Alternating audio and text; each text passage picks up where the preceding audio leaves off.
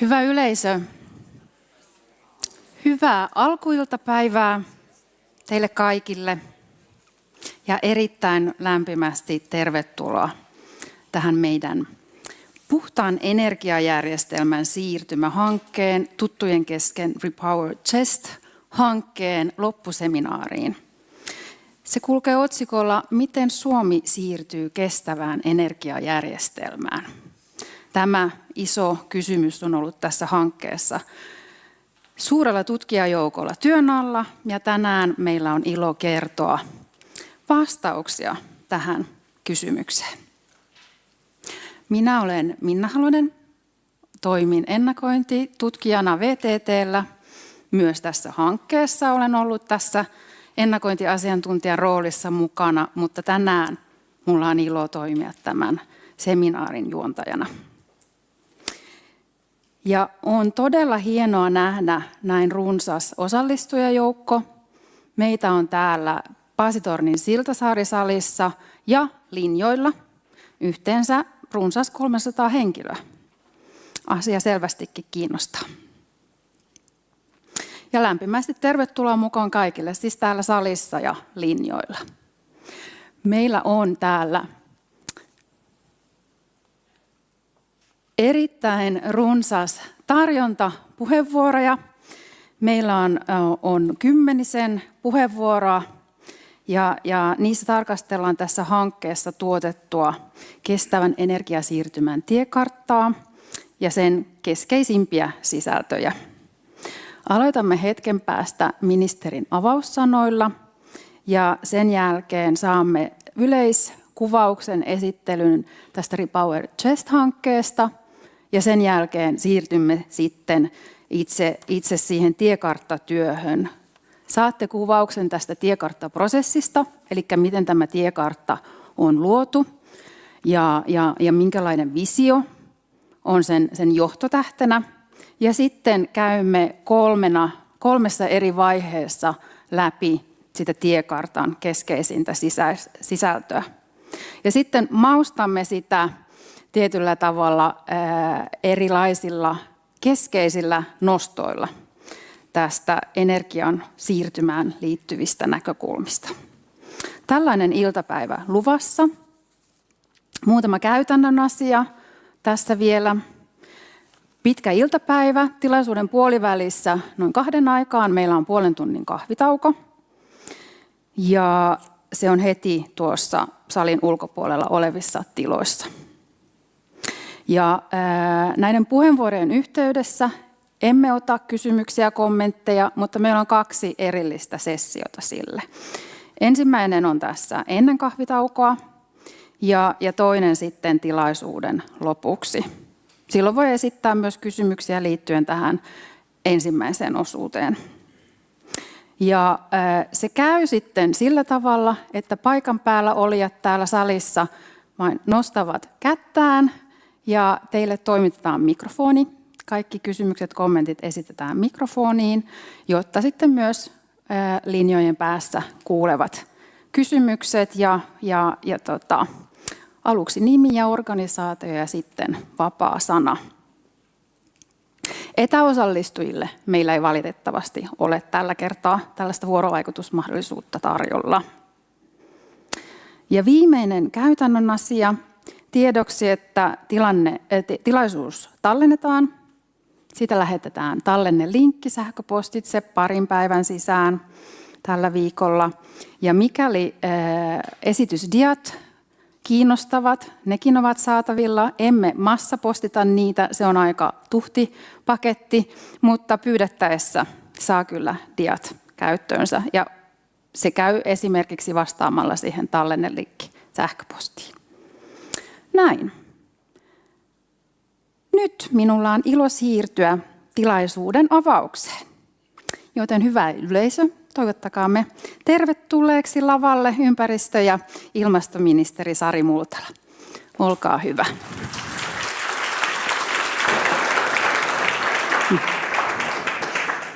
Lämmin kiitos. Mukava olla täällä tänään. Ja ilo avata tämä seminaari, jossa tarkastelemme sitä, että kuinka Suomi siirtyy kohti kestävää energiajärjestelmää. hallitusti, oikeudenmukaisesti ja turvallisesti ja toisaalta uusia mahdollisuuksia avaamalla. Tämä tänään julkaistava työ on merkittävä osa tätä kokonaisuutta. Suomi sai Euroopan unionilta 14 miljoonan euron rahoituksen puhtaan energiajärjestelmän siirtymän vauhdittamiseen.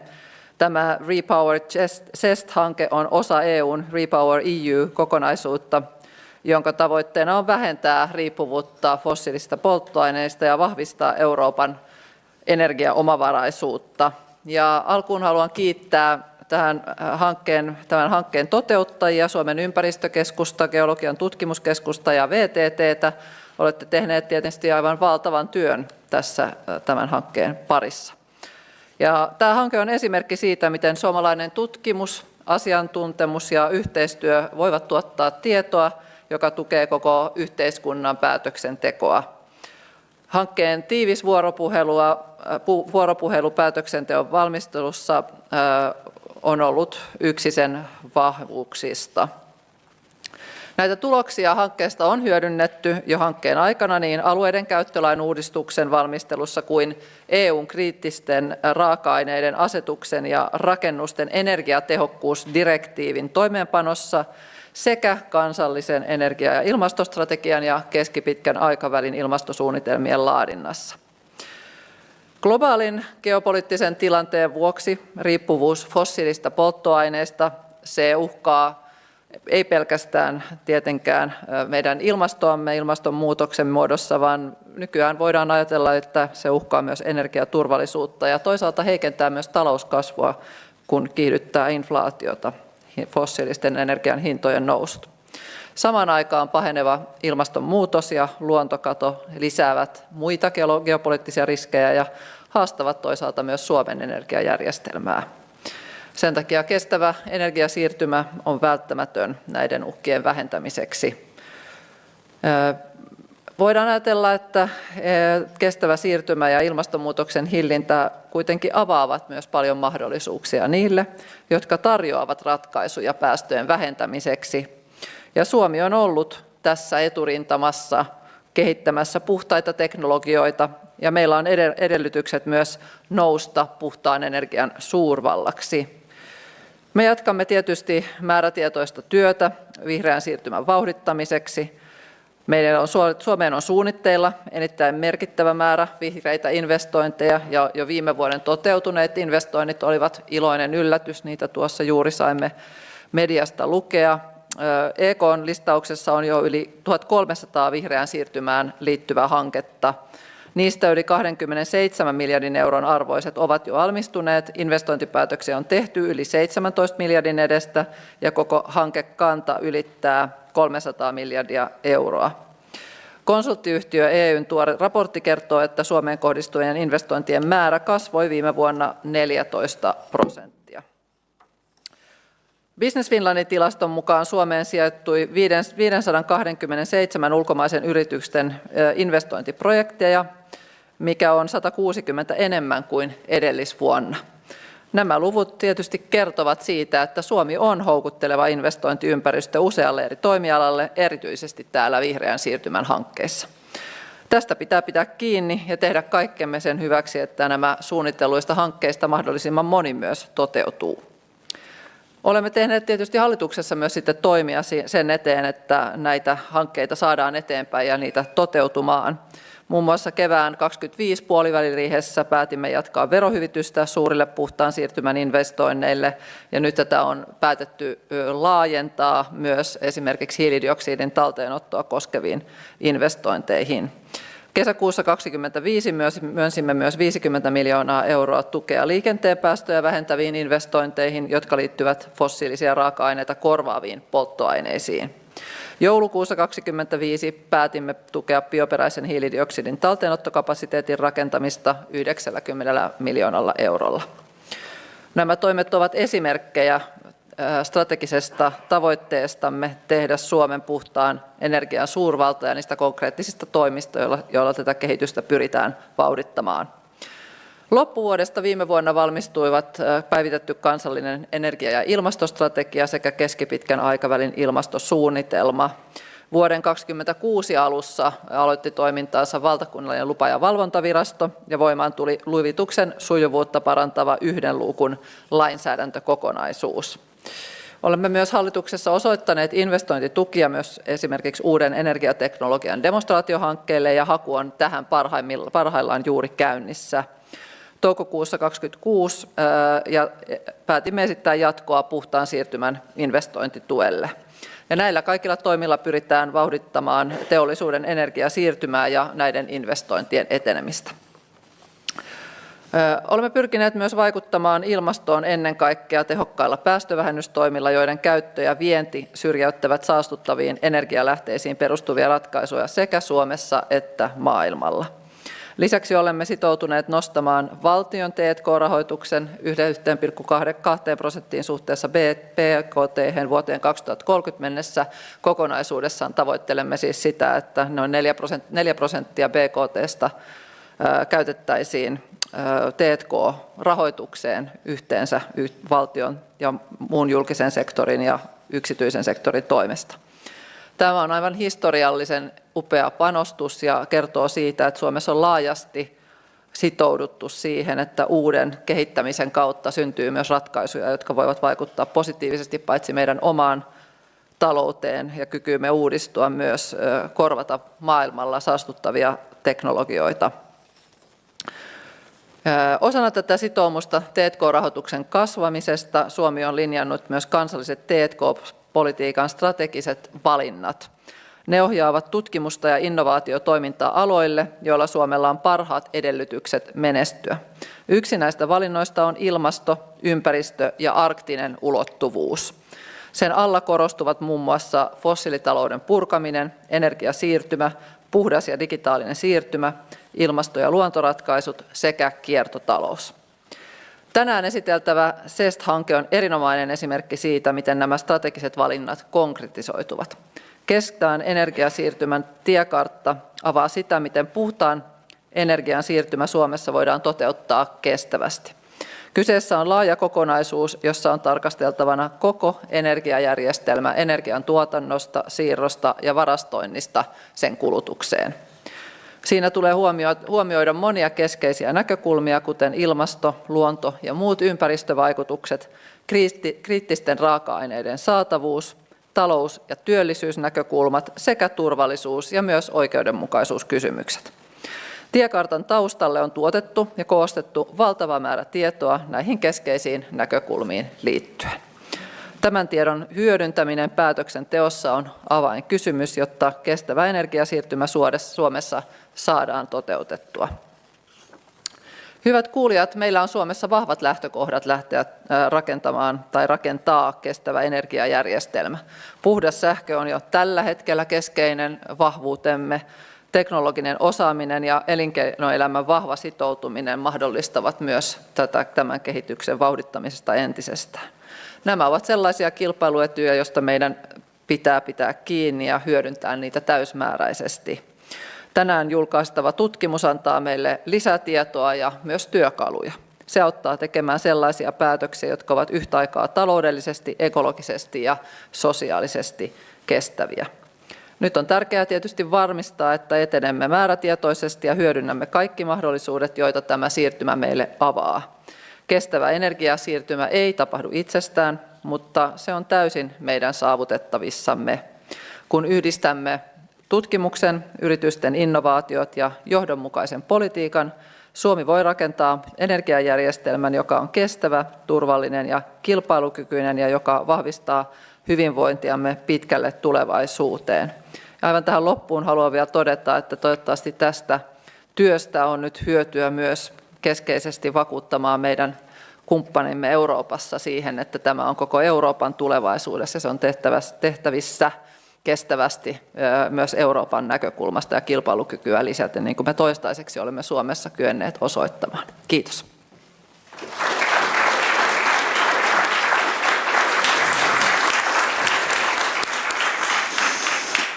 Kiitos ministeri Multala. Jatkamme sitten Repower CEST-hankkeen esittelyyn. Ja sen esittelee meille tänään kukapas muukaan kuin hankkeen vetäjä, johtaja, johtava tutkija Sampo Soimakallio Suomen ympäristökeskuksesta. Ole hyvä, Sampo.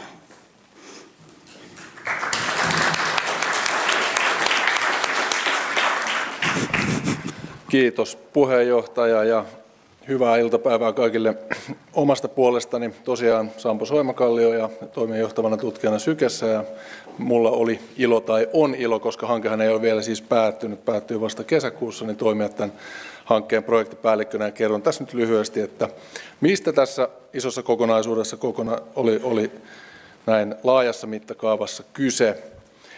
Eli ministeri jo mainitsi monia näitä asioita, mitä tässä on lueteltu, eli ketkä organisaatiot oli mukana, Syke, GTK ja VTT, ja tosiaan tämä on kansalliseksi hankkeeksi varsin mittava, näin voi sanoa, tämän tyyppiseksi tiedon tuotannolliseksi hankkeeksi, että kokonaisvolyymi 14 miljoonaa euroa ja kuitenkin verrattain lyhyt aikaväli, eli 2,5 vuotta oli tämän hankkeen kokonaiskesto, ja tämä rahoitus kanavoitiin tuolta Repower-rahoituksen kautta täältä EU:n elpymis- ja palautumistukivälineen kautta sitten kansalliseksi rahoitukseksi.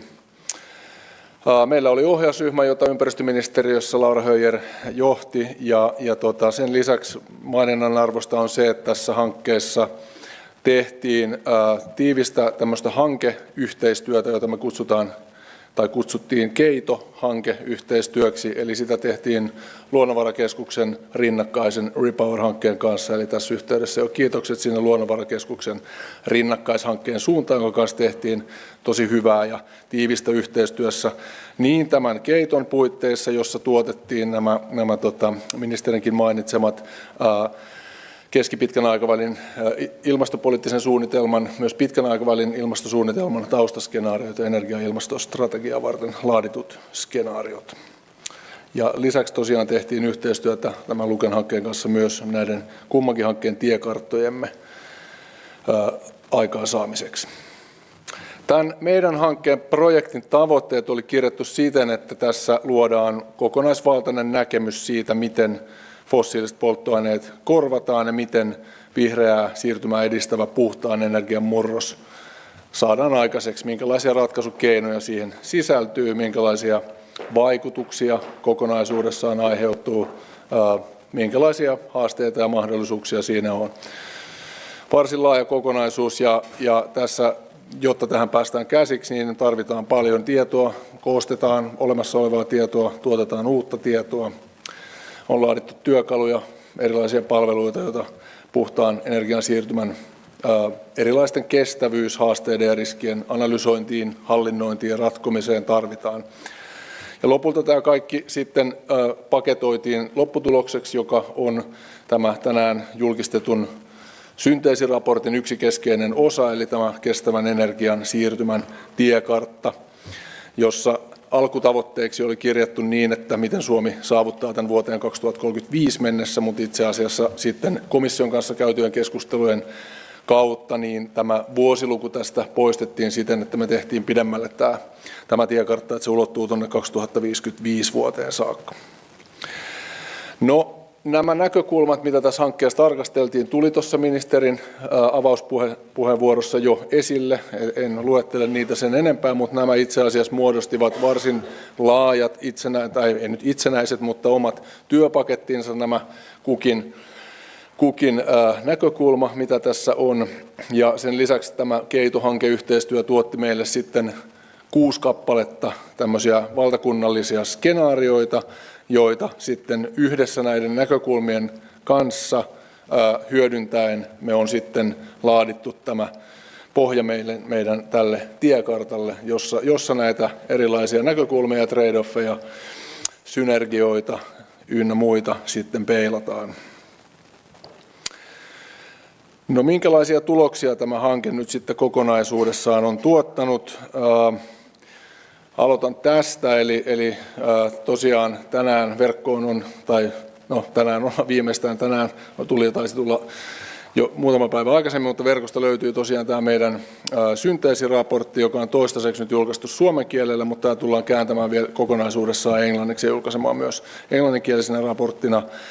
Niin tämä syntetisoi tämän hankkeen käytännössä kaikki tulokset, joita tämä hanke on tuottanut tiiviisti, ja sitten tämä sisältää myös tämän mainitsemani kestävän energiasiirtymän tiekartan, jota täällä tänään esitellään tarkemmin. Tämän synteesiraportin kirjoittamiseen osallistui noin 60 asiantuntijaa, mutta se on vain pieni otos siitä, kuinka paljon tässä oli henkilöitä ja asiantuntijoita mukana tekemässä tätä koko työtä. Eli tosiaan tähän on osallistunut lähes 300 asiantuntijaa näistä 3 organisaatiosta. Että se antaa kuvaa sille, kuinka mittavasta hankkeesta tässä oli kyse. Meidän kaikki hankkeen tulokset, mitä on toistaiseksi julkaistu, ne on saatavilla meidän hankkeen web-sivuilta. Ja lisäksi meillä on tulossa vielä useita julkaisuja. Tällä hetkellä on julkaistu noin 10 tieteellistä artikkelia, 20 raporttia ja sitten on koko joukko muunlaisia julkaisuja, mutta näitä on tosiaan tulossa vielä paljon lisää. Että se on ymmärrettävää, kun hanke oli aika lyhyt, niin moni tieteellinen artikkeli esimerkiksi on vielä prosessissa. Eli kannattaa seurata tämän hankkeen web-sivuja myös jatkossa, koska sinne tulee vielä paljon lisää linkkejä näihin tulossa oleviin tuloksiin. Tämä hanke järjesti myös tämmöistä hiilineutraali-webinaarisarjaa yhdessä muiden hankkeiden kanssa, ja meidän hanke järjesti yhteensä 17 webinaaria.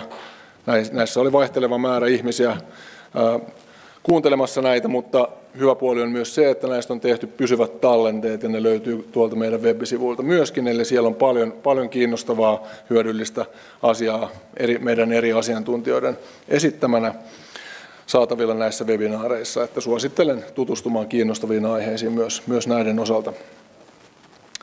No, tällaisen hankkeen tuloksia on pikkusen vaikea tiivistää tässä mitenkään edes lyhyesti, joten mä käyn läpi lyhyesti tällaisen kysymyslistan. Me laadittiin tämmöisiä keskeisiä kysymyksiä, joihin tämä meidän hanke pyrki vastaamaan ja joita on näissä meidän tuloksissa sitten peilattu. Eli jos ajatellaan ihan tätä repoveroasetuksen lähtökohtaa, niin siinähän koko idea oli se, että miten Eurooppa irtaantuu venäläisestä fossiilisesta energiasta, ja niinpä oli tarpeen tarkastella myös sitä, että miten Suomen energiajärjestelmä suorasti ja epäsuorasti, siis miten Suomen talous näin laajemmin suoraan ja epäsuoraan kytkeytyy venäläiseen energiaan. Ja sitten kokonaisuudessaan se, että miten tämä energiajärjestelmän siirtymä nyt sitten oikeasti on toteutettavissa, minkälaisia pullonkauloja, esteitä tämän siirtymän onnistumiseen noin laajassa mittakaavassa kytkeytyy. Ja keskeinen asia on myös se, että miten Suomi saavuttaa tässä matkalla sitten omat kansalliset ja toisaalta EU:n asettamat ilmastotavoitteet ja erilaiset asetukset. No sitten energiantuotanto ja siirto ja varastointi, eli koko energiajärjestelmän näkökulma on varsin laaja ja hyvin oleellinen. Tietysti kun siirtymä on mittava, niin koko järjestelmä muuttuu aika lailla erilaiseksi. Yksi kysymys on tietysti se, että kuinka paljon me ylipäänsä sitten tarvitaan tämmöistä puhdasta energiaa esimerkiksi tuuli- ja aurinkovoiman muodossa. Toisaalta, miten energian kysyntä kehittyy, miten se arvioidaan kehittyvän kansallisella tasolla tai eri energian käyttösektoreilla. Se vaikuttaa oleellisesti myös sitten näihin investointeihin ja investointihalukkuuteen.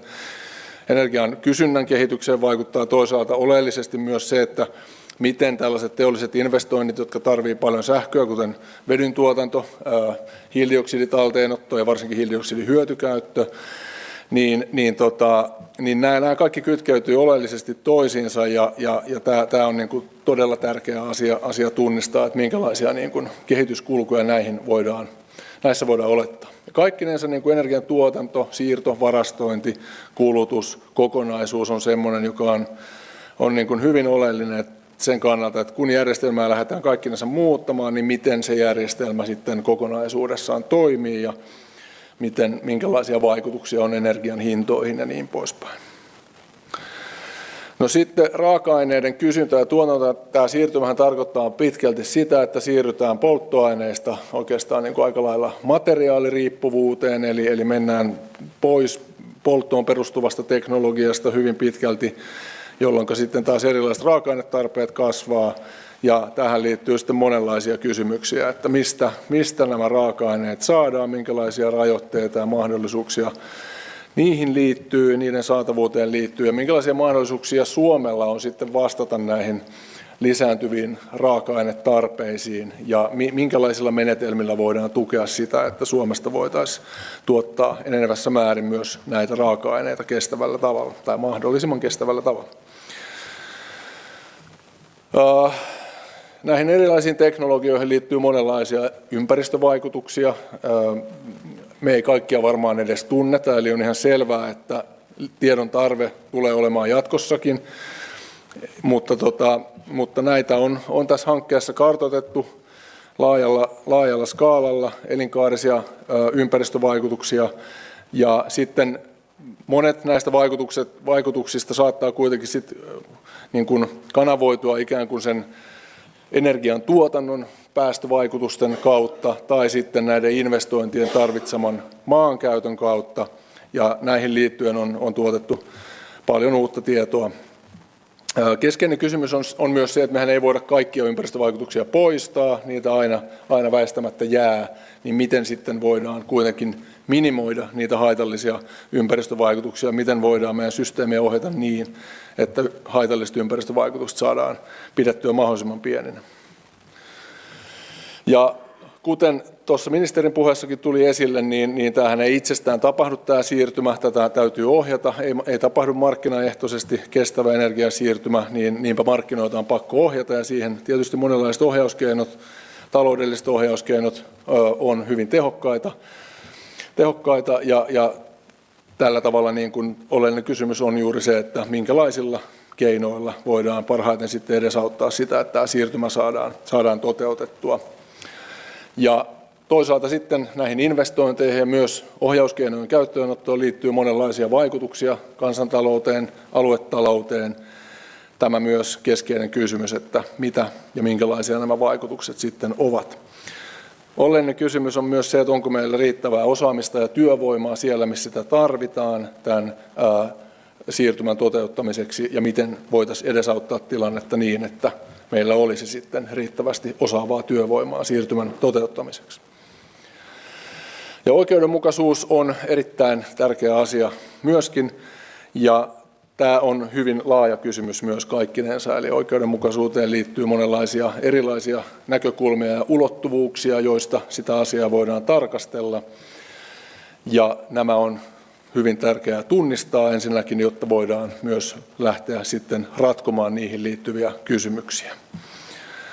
Eli energiasiirtymä tulee kohtelemaan eri kansalaisryhmiä ja yrityksiä eri tavoin, niin oleellinen kysymys on se, että miten esimerkiksi sääntelymuotoja ja tukipolitiikkaa tulisi kohdentaa, jotta voidaan nämä vaikutukset pitää oikeudenmukaisina. Ja tämän siirtymän hyväksyttävyyteen liittyy monenlaisia kysymyksiä, koska haitat ja hyödyt, mitä tähän kytkeytyy, eivät useinkaan jakaudu tasaisesti.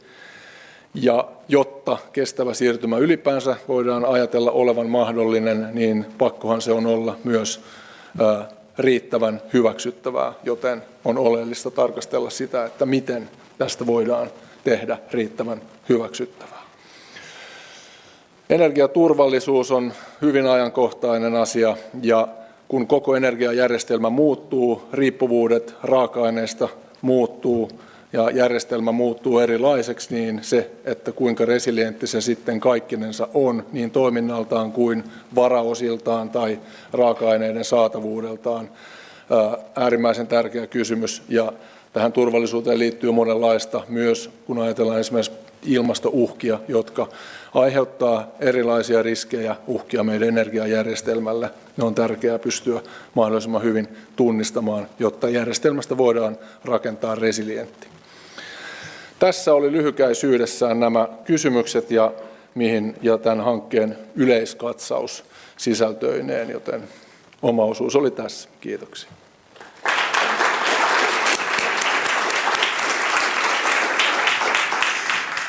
Kiitoksia Sampolle. Nyt alamme sukeltamaan kohti tiekarttaa ja aloitamme siitä, että erikoistutkija Henna Sundqvist VTT:ltä esittelee meille, miten tämä tiekartta tehtiin, toteutustapa. Ja sitten myöskin, että minkälaisen vision rakensimme tälle tiekartalle johtotähdeksi. Ole hyvä, Henna. Kiitos Minna. Ja todellakin ennakointitiimin puolesta esittelen lyhyesti tätä toteutustapaa ja visiota. Tiekartan tarkoitus. Mikä oli tämän tiekartan tarkoitus? Me pyrittiin 3 kysymyksen kautta miettimään, miksi tätä muutosta tarvitaan. Eli katsottiin sitä toimintaympäristöä, minkälaisia ajureita siellä on, mitkä vaikuttaa siirtymään. Ja totta kai ilmastotavoitteet, keskeinen asia. Ja sitten seuraava kysymys oli, että mitä tällä muutoksella oikein tavoitellaan. Visiotyön kautta tunnistettiin, että kestävä ja kokonaisturvallinen siirtymä on keskiössä. Ja siitä tehtiin näitä muutospolkuja, joissa oli tietysti 3 tämmöistä vaihetta. Ja sitten tämä, että kolmas kysymys, miten muutos sitten käytännössä toteutetaan. Ja tämä tiekartta kokoaa tutkimusperustaisesti keskeiset toimet ja niiden kautta sitten siirtymä etenee näissä 3 vaiheessa. Ja painopiste on näiden toimien kokonaisuudessa ja myös niin kuin yhteisvaikutuksissa, joiden kautta tämä energiajärjestelmä voi siirtyä hallitusti kohti sitten kestävää tavoitetilaa. Mikä on tärkeää huomioida, että tämä tiekartta esittää tutkimusyhteisön muodostaman näkemyksen energiasiirtymän mahdollisista muutospoluista juuri tämän periaatteen, mitä Sampokin tuossa sanoi, eli do not significant harm mukaisesti. Ja tämän tiekartan tavoitteena on toimia pohjana jatkotyölle. Eli jossa tiekartta näitä havaintoja voidaan tarkentaa lisää ja sitten myös kääntää vielä konkreettisemmaksi ja toimijakohtaiseksi. Visio. Kuten Sampo mainitsi, kurkotettiin vähän pidemmälle tulevaisuuteen 2055. Ja tämän meidän vision mukaan Suomi on kokonaisturvallisuutta edistävän kestävän energiajärjestelmän mallimaa. Mitä tämä tarkoittaa? Miten me nähdään, että miltä se toivottava tulevaisuus näyttäytyisi? Niin Suomi irtautuu fossiilisesta polttoaineiden käytöstä hallitusti. Saavuttaa myös keskipitkän ja pitkän aikavälin ilmastotavoitteet, mutta kuitenkaan luonnon monimuotoisuutta, vesistöjen tai muun ympäristön tilaa heikentämättä merkittävästi. Tämä tulevaisuuden kestävä energiajärjestelmä, se perustuu tuotantoon ja kulutukseen, jossa yhdistyvät tehokkuus ja muutosjoustavuus. Siirtymä myös toteutetaan teknologianeutraalisti ja moniteknologisesti, mikä sitten vahvistaa sitä kriisinkestävyyttä ja kokonaisturvallisuutta. Raaka-aineet on keskiössä. Niitä käytetään tehokkaasti ja kiertotalouden ratkaisuja hyödynnetään laajasti myös kaivannaisteollisuudessa. Lisäksi energiasiirtymän ja murroksen hyväksyttävyyteen sitä on varmistettu tietopohjaisella päätöksenteolla ja sitä sitten myös oikeudenmukaisiksi koetuilla ohjauskeinoilla. Mitä tulee kestävyyden arviointiin, niin energiasiirtymän kestävyyden arviointiin on saatavilla niin kuin laajasti osaamista ja luotettavaa tietoa, jota olisi tarkoitus hyödyntää päätöksenteossa kaikilla tasoilla.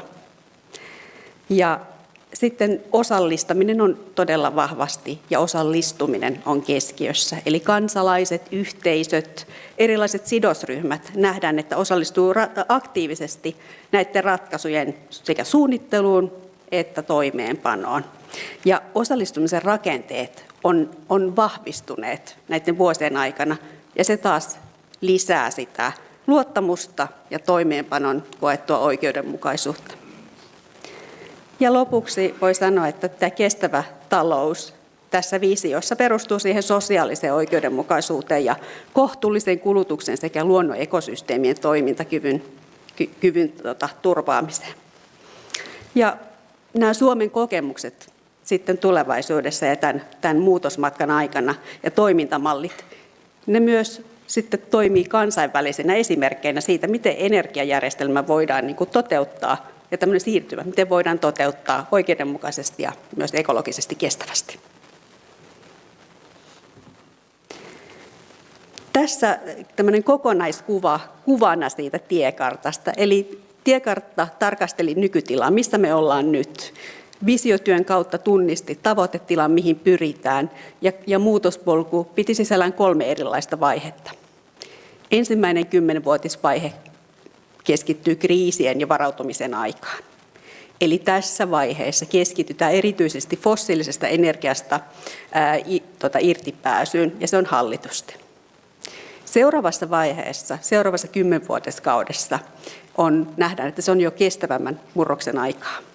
Uudet teknologiset ratkaisut ja toimintamallit on jo laajamittaisessa käytössä. Ja tässä on merkittävää se, että tänä toisena murroskautena tai vaiheena niin hiilinegatiivisuus on se, mikä jo saavutetaan. Tämän siirtymän 3. vaiheessa on sitten jo kestävän energiajärjestelmän aika. Ja siellä entisestään hiilinegatiivisuus vahvistuu ja ekologinen ja sosiaalinen kestävyys niin kuin ohjaa päätöksentekoa. Ja oikeastaan kaikissa näissä vaiheissa olisi todella oleellista se, että päätöksenteon perustana olisi tutkittu tieto ja vaikuttavuusarviot, jotta myös siihen tavoitteeseen, että ekologinen kestävyys, oikeudenmukaisuus ja sitten oikeasti ja aidosti energiaturvallisuus pystyy vahvistumaan. Vielä viimeiseksi ihan lyhyt kuvaus tästä meidän prosessista, missä todella valtavan iso joukko tutkijoita monista organisaatioista osallistuu. Eli meillä on ollut tämmöisiä laajempia tutkijatyöpajoja. Ensimmäinen oli jo tuossa syksyllä 2024, missä tehtiin alustavia visiolauseita ja sitten tärkeimpiä tavoitteita hahmoteltiin vision toteuttamiseksi. Ja tästä laajoissa työpajoissa on tämän Repower Chest-hankkeen tutkijajoukon lisäksi ollut myös Luonnonvarakeskuksen Repower-hankkeen tutkijoita, ja siinä noin 70, vähän reilu 70 henkeä on ollut näistä laajoissa työpajoissa mukana, eli todella laajasti ollaan saatu sieltä sitä ymmärrystä sitten. Lisäksi tässä on ollut Keito-hankkeen sidosryhmätyöpajoja ja sitten tämmöisen tiekartan ydintiimin työpajoja, missä sitten ollaan esimerkiksi täsmennetty visiota, täsmennetty myös ajureita ja muutospolkuja luonnosteltu. Ja tämän työn jälkeen se taas vietiin isommalle tutkijajoukolle näitä luonnoksia keskusteltavaksi ja jatkotyöstettäväksi. Ja esimerkiksi tuossa viimeisessä laajassa tutkijatyöpajassa sitten oli jo tiekartan luonnos, jota tutkijat pääsivät sitten kommentoimaan ja siihen vaikuttamaan ja myös sitten etsimään vastauksia niihin kriittisiin kysymyksiin, mitä Sampokin tästä jo just äsken esitteli. Ja lopulta sitten meillä oli tällainen työpakettikohtaisia työpajoja, missä sitten täsmennettiin vielä sitä sisältöä ja sitten katsottiin erilaisia poikkisektoraalisia teemoja ja kun luette sen tiekartan, niin siellä on myös tämmöisiä tulevaisuusuutisia, niin niitä sitten muokattiin siellä. Tässä on lyhyesti tämä prosessi ja seuraavaksi eteenpäin näiden eri muutosvaiheiden esittelyllä. Mutta Minna, ole hyvä, jatka. Kiitoksia Hennalle.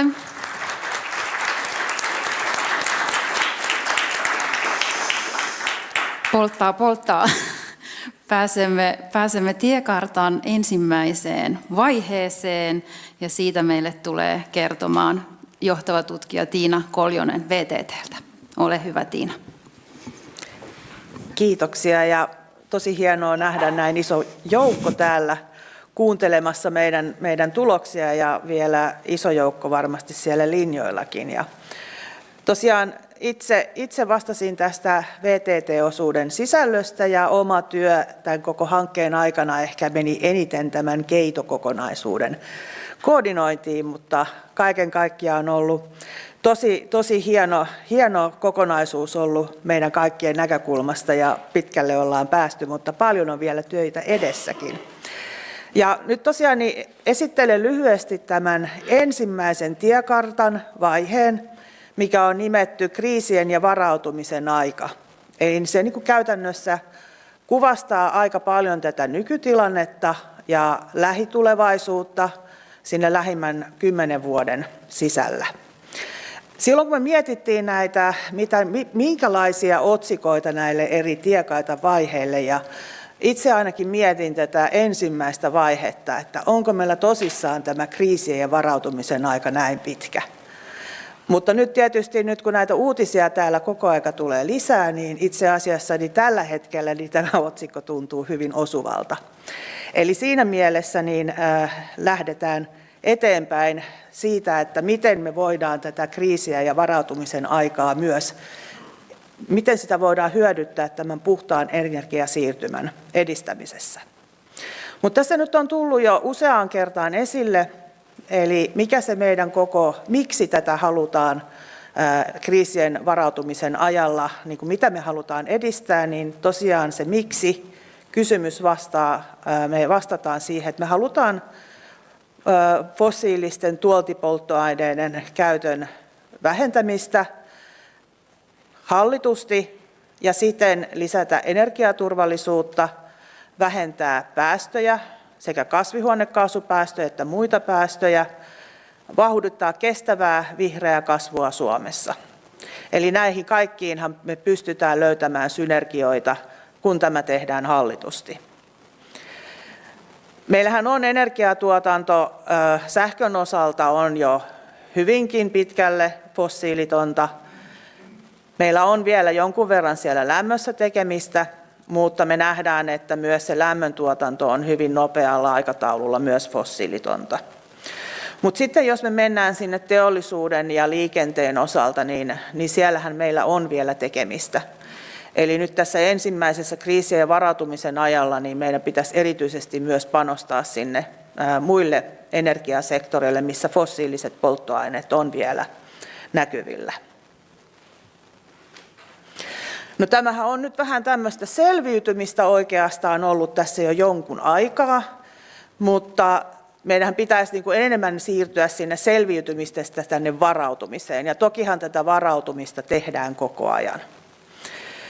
Eli me voidaan ehkä ajatella, että tätä nykyhetkeä ja lähitulevaisuutta kuvaa tilanne, eli missä me ollaan nyt aika pitkälti selvitelty ja selvitty näistä akuuteista kriiseistä, mikä nyt näyttää siltä, että näitä uusia kriisejä on saatu niin sanotusti taklattua, mutta on hyvin todennäköistä, että erilaisia kriisejä tässä vielä nähdään lähitulevaisuudessa.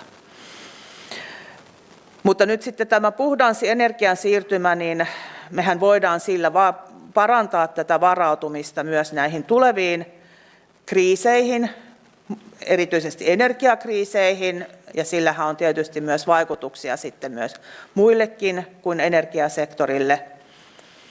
Eli mehän ollaan jo irtauduttu venäläisestä energiasta, ja itse asiassa kun katsotaan, mitä tässä on tapahtunut, niin siellä näkyy erilaisilla käyrillä venäläisen tuontienergian määrät.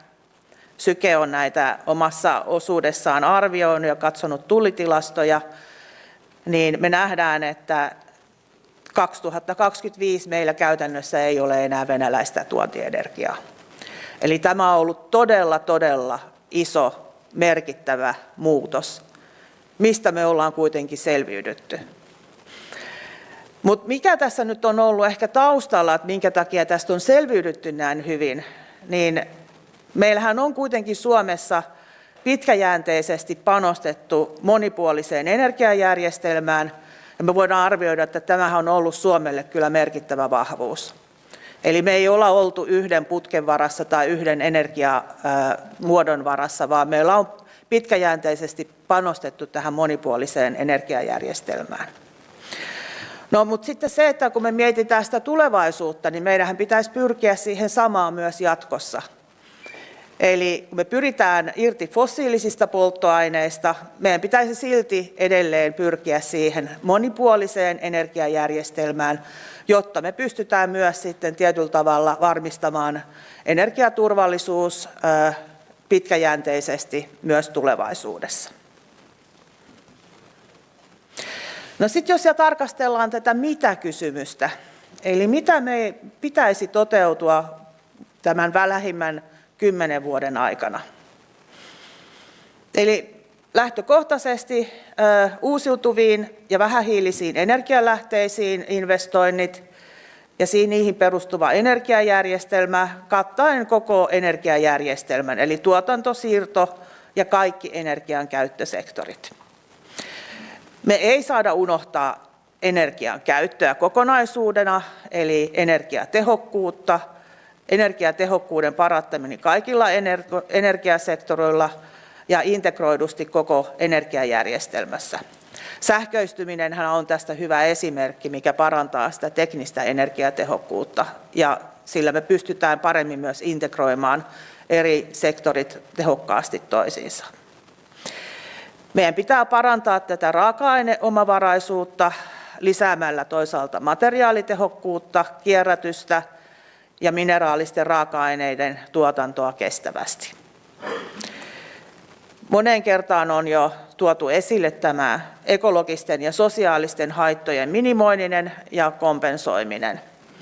Eli nythän meillä on oikeastaan tässä seuraavan 10 vuoden aikana on se keskeinen kysymys, että miten me toteutetaan energiasiirtymä hallitusti, sosiaalisesti, oikeudenmukaisesti ja luontoa niin kuin tietyllä tavalla kestävällä tavalla.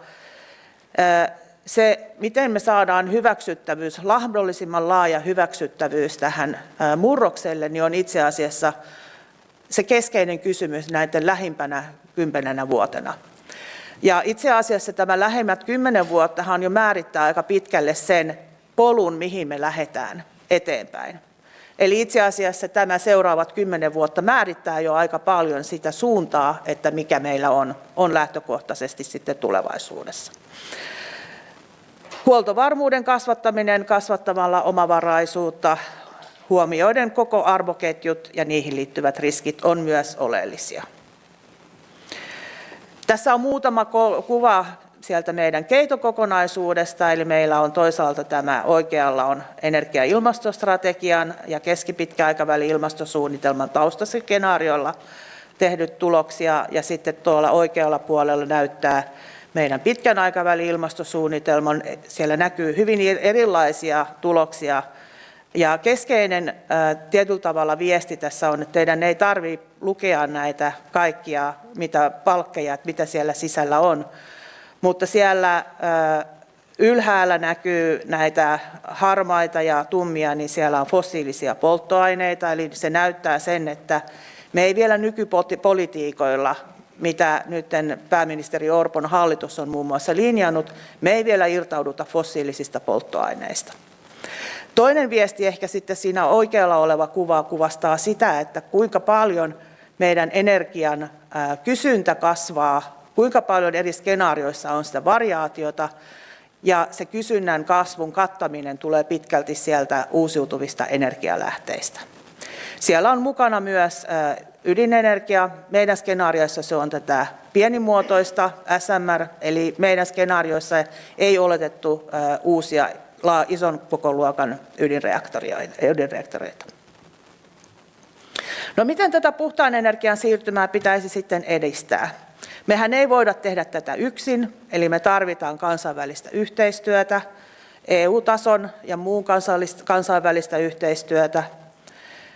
On tullut jo esille, että me tarvitaan koulutusta, meidän pitää varmistaa osaamispohja ja sen osaavan työvoiman saatavuus. Eli meillä on isoja investointeja tulossa, miten me turvataan se, että meillä on sitä kotimaista työvoimaa riittävästi saatavilla. Se on avainkysymys tässä lähivuosina.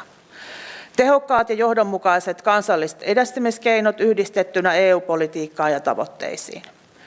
Eli niin kuin mainitsin, niin tämä seuraava 10 vuotta pitkälti määrittää jo sitä suuntaa ja tahtia.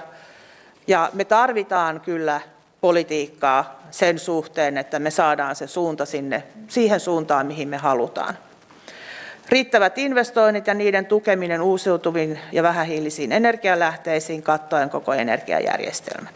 Eli tämähän on oikeastaan itsestäänselvyys, että me tarvitaan niitä investointeja kaikille niille energiasektoreille. No mitä voitaisiin sitten tätä hyväksyttävyyttä oikeastaan lisätä ja miten me saataisiin tähän isompi joukko niin kuin tietyllä tavalla saman tiekartan äärelle. Tässä on nyt yksi esimerkki vain siitä, että mitä me tehtiin siellä Keito-hankeyhteistyön puitteissa.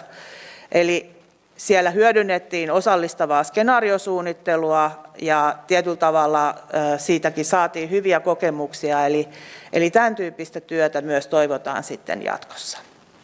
Mutta näihin sanoihin päätän tämän kriisien ja varautumisen vaiheen ja siirrytään eteenpäin. Kiitos.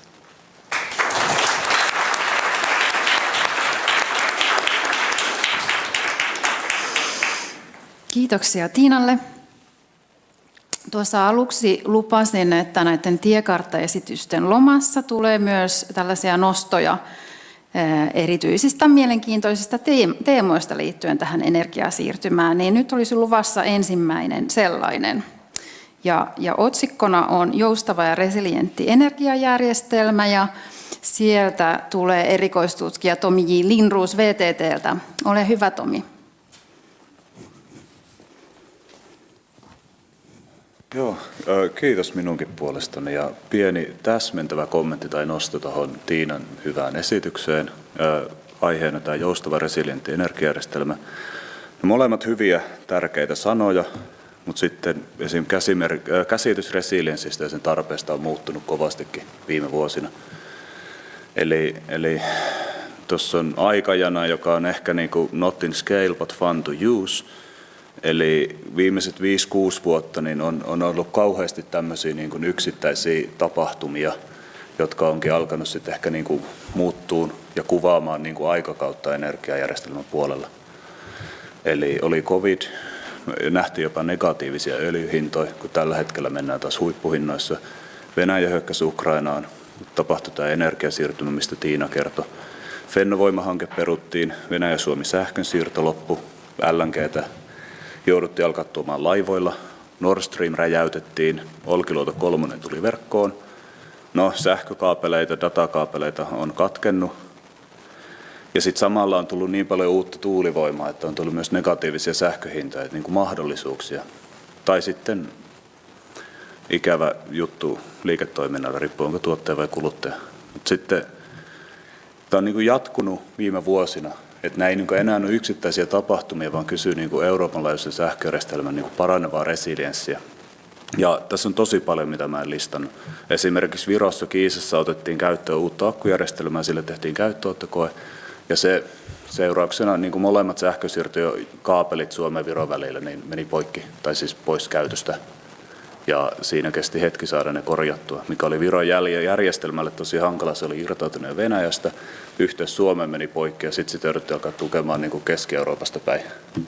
Ja sitten on tämä Iberian keissi, missä tässä ei onnistuttu ja Iberia pimeni. Yksi syy tähän on tosiaan, että fossiilisista on luovuttu. Tuuli- ja aurinkovoima on nopeassa kasvussa. Ja tuulen ja auringon kapasiteetit Euroopan laajuisesti on kasvanut huomattavan paljon nopeammin kuin sähkön kysyntä. Jos katsotaan oikeasti ihan tarkkaan, tuo musta viiva ylemmässä kuvassa, niin näyttää, että sähkön kulutus laskee, ei nouse. Ja 2025 tuuli- ja aurinkovoiman hetkelliset osuudet tuntitasolla oli jo yli 60%, riippuen tunnista ja kuukaudesta. Välillä käytiin sitten hyvin lähellä 0%. Ne vähätuuliset jaksot on usein lyhyitä, mutta pahimmillaan jopa melkein 2 viikkoa. Ja Suomessa tämmöinen sattui 18. tammikuuta - 31. tammikuuta. Se onneksi osuu eri ajankohtaan kuin huippukulutus, mikä taisi olla helmikuun puolessa välissä. Tänä vuonna ei jouduttu katsoa, että mitä tapahtuisi, jos ne osuisi samalle päivälle tai samalle viikolle. Mutta kasvava tuuli- ja aurinkotuotanto edellyttää merkittäviä määriä tunti-, päivä-, viikkotason joustoa sekä kulutuksessa että tuotannossa. Uusia energiavarastoja, verkkoinvestointeja siirtojohtoihin, jakelujohtoihin ja muihin verkkoon vahvistaviin ratkaisuihin. Eli kun tämä on se tulevaisuus, mitä kohti ollaan menossa, niin sähköjärjestelmän toimintakykyä ja toipumiskykyä joudutaan ajatella uusiksi ja uudella tavalla. Et siellä ei enää ole hiilikasaa jossain pihalla, vaan koko tämä infra, mikä on ollut olemassa, niin joudutaan rakentamaan erinäköiseksi. Mutta mihin markkinaehtoinen resilienssi riittää? Eli osaltaan kysyy, että kuka sen joutuu tekemään. Tapahtuuko se itsestään? Niin tosiaan siis Suomen sähkönkulutuksen suurta kasvua ei toistaiseksi näy. Tilastot on kovin eri mieltä monen teknologiakehittäjän ja monen mallintajan kanssa, jotka sanoo, että sähkönkulutus lähtee kasvuun. Datakeskuksia tulee, sähkökattiloita tulee, lämpöpumppuja tulee, jostain syystä sähkönkulutus ei nouse. Eli kysymys on, että muuttuuko se suunta nyt 2026? Ehkä muuttuu, ehkä ei. Seurataan tilannetta. Mutta silti niin monet näistä investoinneista tosiaan etenee. Meille tulee suuria määriä sähköistynyttä lämmöntuotantoa, datakeskuksia, sähköautoja, lämpövarastoja, akkuvarastoja. Ja kaikki näitä yhdistää se, että ne on kannattavia olemassa olevassa järjestelmässä yhtenä lisäyksenä. Eli ei täydy rakentaa jotain isoa putkea Suomen läpi ennen kuin tuommoinen investointi kannattaa, vaan nämä toimii samassa verkossa, samalla markkinalla, eikä edellytä merkittäviä muutoksia toimijoilta. Näiden kannattavuus ei edellytä kokonaisia ekosysteemejä, vaan ne on yksittäisiä investointipäätöksiä, jotka parhaimmillaan maksaa itsensä takaisin muutamassa vuodessa.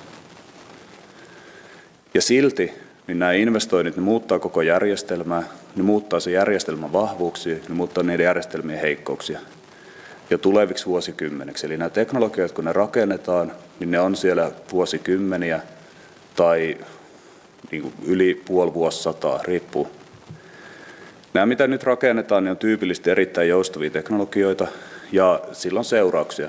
Eli muun muassa kun on tullut uusia reservimarkkinatoimijoita, niin sähkön reservimarkkinoiden hinnat on laskenut jo merkittävästi.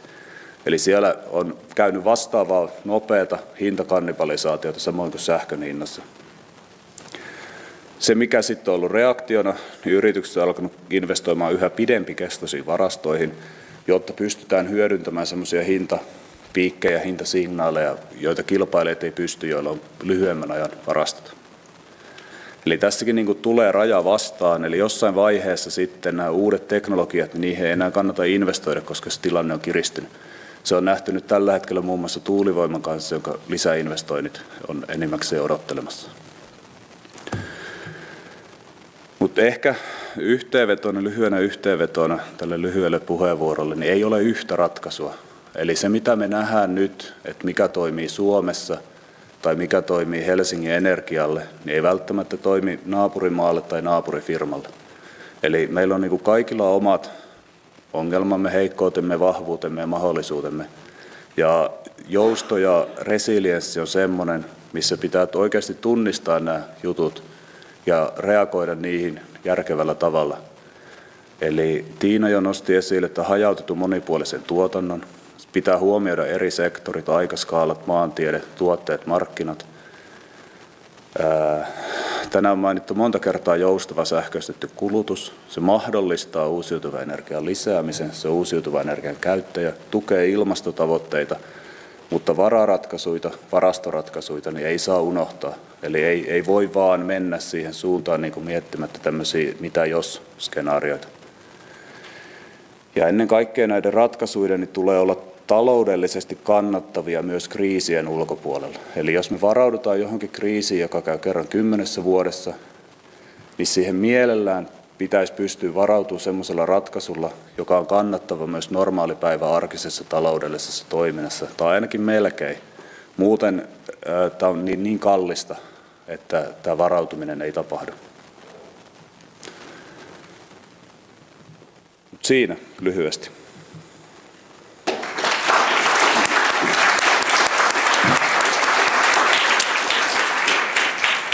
Kiitoksia Tomille ja kiitoksia kaikille tähän mennessä puheenvuoronsa esittäneille tutkijoille. Meillä oli ilmeisesti tutkijat niin hyvin ohjeistettu pitämään aikataulusta kiinni, että olemme itse asiassa aikataulua jonkin verran edellä.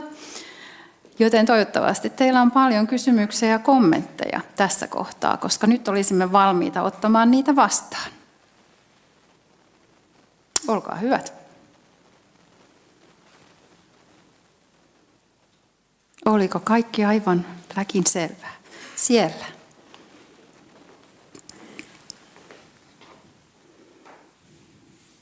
Petteri Kuvatemmi energiaosastolta. Kiitos hyvistä esityksistä, mutta pari asiaa, mitä tuolla ei mielestäni ollut, mitkä pitäisi olla, niin olisi kuitenkin tämmöinen kestävä puhdas talouskasvu, jota tarvitaan hyvinvointiyhteiskunnan rahoittamiseen. Ja toinen on sitten ehkä se, että noissa ei hirveästi käsitelty markkinoita, sekä energiamarkkinoita että myös sitten niiden puhtaan teollisuuden lopputuotteiden markkinoita, joilla pitäisi olla jotain kysyntää. Jos näillä ei ole globaalia tai sisämarkkinoiden kysyntää, niin niitä tuotantoinvestointeja ei todennäköisesti tule eikä niitä vastaavaa sähköntuotannon investointeja. Kiitoksia. Kuka meiltä haluaa tähän vastata? Tiina, ole hyvä. Kiitos. Mä voin ehkä talouskysymyksille sitten vielä tuonne viereen. Hyviä pointteja. Ja taloudesta puhutaan vähän myöhemmin, eli talous kyllä tulee ja taloutta ollaan tutkittu, mutta toki markkinakysymys on sitten vähän jo monimutkaisempi. Eli kyllähän markkinatkin on siellä mukana. Se keskeinen kysymys on se, että myös ei pelkästään energiamarkkinat, vaan niin kuin myös ylipäätänsä koko elinkeinorakenne ja teollisuus ja mille tuotteille on kysyntää. Ja siinä meidän pitkän aikavälin skenaarioissahan pyrittiin niin kuin pohtimaan sitä erilaisia näkökulmia, että minkälaisille tuotteille voisi olla kysyntää ja mitä se vaikuttaa siihen koko energiajärjestelmään. Mutta kun mietitään taloutta vuoteen 2055, niin on vähän vaikeaa. Markkinoita ehkä vähän, mutta se on totta, että markkinanäkökulma tässä oli vähemmän niin kuin kokonaisuutena.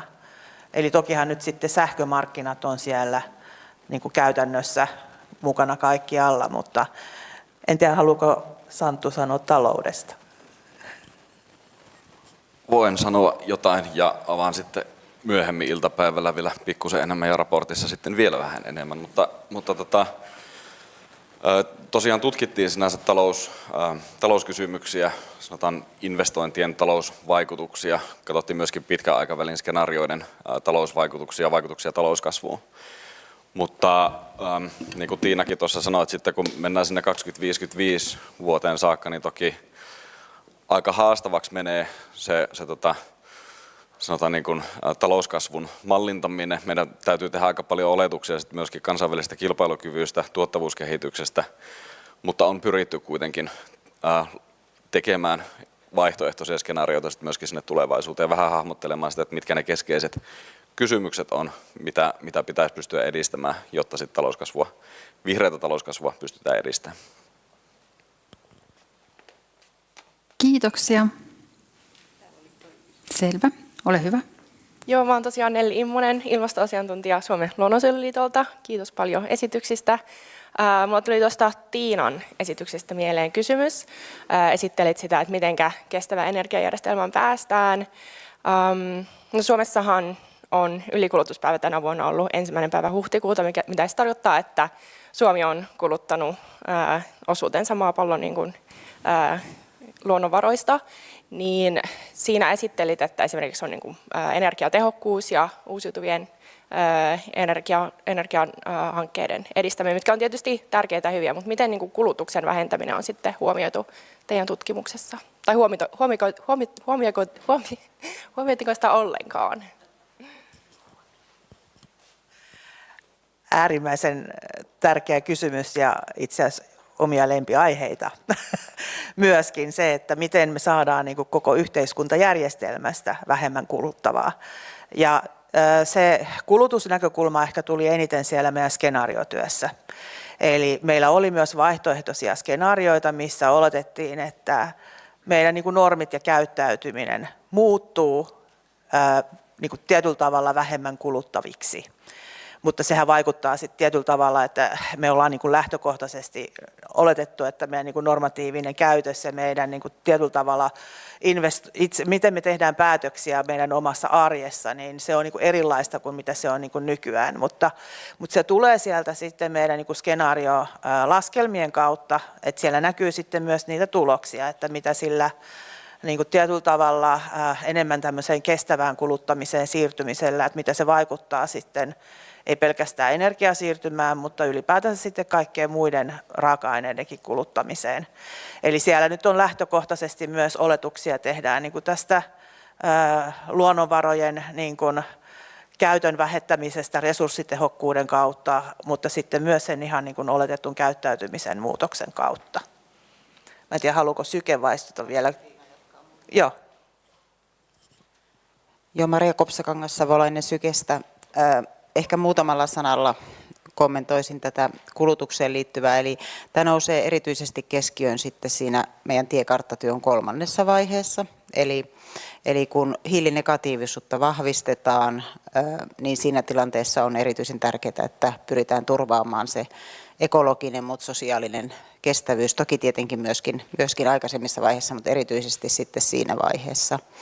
Ja siellä nousee tärkeään rooliin materiaalitehokkaat kierrätysmenetelmät ja koko talouden rakenteiden näkökulmasta tämmöinen niin kuin kohtuulliseen kulutukseen ohjaaminen, jotta se, niin kuin tämä kestävä energiajärjestelmä saadaan niin kuin pysyväksi järjestelmäksi taloutta. Siellä on seuraava kysymys ja sitten sen jälkeen täällä edessä. Kiitos, Bernd Norman WWF Suomesta. Jo en ole ihan koko raporttia vielä ehtinyt lukea, joten ehkä tulee vastaus jossain, mutta ehkä jos puhutaan näistä systeemirajauksista, niin hahmotaanko oikein, että tässä nyt nimenomaan niin kuin hyvin Suomi fokusoitunut, ja olenko oikeassa, että nyt ei ole ajateltu, että Suomesta vietäisiin niin kuin energiatuotteita sinänsä, mutta ehkä sitten energiaintensiivisiä tuotteita, kuten vaikkapa vähäpäästöistä terästä tai jotain muuta, vai onko tässä myöskin niin kuin ajatuksena, että silloin joskus 30-40-luvulla, 50-luvulla niin Suomi myöskin niin kuin veisi sitä sähköä?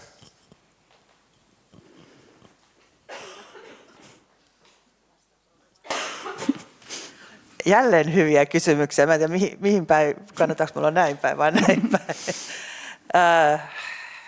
Siis kysymyshän on, se kaikki kytkeytyy aina kaikkeen, eli nyt on puhuttu tästä taloudesta ja kuluttamisesta, ja tokihan siellä on sitten myös se globaali ja EU-näkökulma, että mitä kulutetaan ja mitä viedään. Mä taas viittaan nyt näihin meidän skenaariotarkasteluihin. Eli siellä kaikissa skenaarioissa oletettiin, että Suomi pyrkii kuitenkin käyttämään sen energian täällä Suomessa mahdollisimman hyvin siinä mielessä, että me saadaan se arvonlisä tänne Suomeen.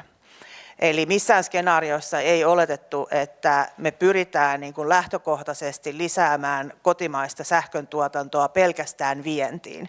Mutta tokihan sitten mallinnuksessa on mukana myös tämä muiden maiden investoinnit ja kulutusrakenteet ja kysynnät ja polttoaineiden kysynnät ja markkinat siinä mielessä kyllä on huomioitu, että laskelmissa niin myös uusiutuva energia kulkee rajojen yli, että ei pelkästään sähkö. Mutta näissä niin kuin meidän tarkastelussa kuitenkin on pyritty irtautumaan fossiilisten polttoaineiden käytöstä, ja se kattaa myös teollisuuden. Eli siellä on lähtökohtaisesti ajateltu, että meillä on fossiilittoman teräksen tuotannot ja metallijalostus. Meillä on peräti fossiiliton öljynjalostus, eli siitäkin. Eli se on ollut siellä meidän lähtökohtana kuitenkin näissä kaikissa skenaarioissa. Ja se on itse asiassa on huomioitu peräti siellä energia- ja ilmastostrategiankin skenaarioissa, että pitkällä aikavälillä niin myös teollisuus irtautuu fossiilisista polttoaineista. Eli kyllä niin kuin se fossiilista polttoaineista irtautuminen on se keskeinen niin kuin näissä kaikissa oletuksissa. Sampola olisi tässä täydennettävää. Kiitos jo.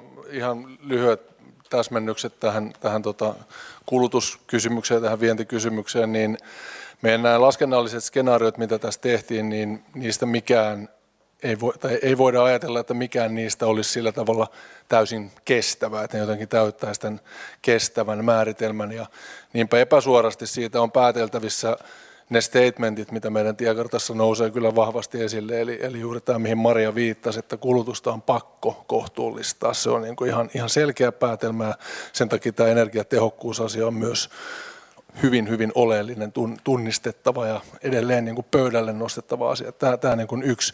No sitten tullaan esimerkiksi tähän kysymykseen, että mitä mietittiin tässä tiekarttatyöryhmänkin kanssa paljon, että tuleeko Suomesta joku tämmöinen puhtaan energiatuotteiden, vetytuotteiden, sähköpolttoaineiden, joku muu viejämaa vai ei, niin sen sanottaminen ei ole ihan helppoa. Eli totta kai, jos tämmöisiä investointeja tulee ja niillä on kansainvälistä markkinaa EU-hun tai EUn ulkopuolelle, niin miksipä ei voisi ajatella, että niitä Suomessakin tehtäisiin, mutta trade-offit on sitten aika isoja kyllä, että kun sähkön tarpeet on mittavia, niin sitten kun mennään juuri tähän, että no miten tämä kaikki on ekologisesti tehtävissä, niin sanoitimme tämän asian aika varovaisesti sinne meidän tiekarttaan. Tämmöinen täsmennys tähän, kiitos.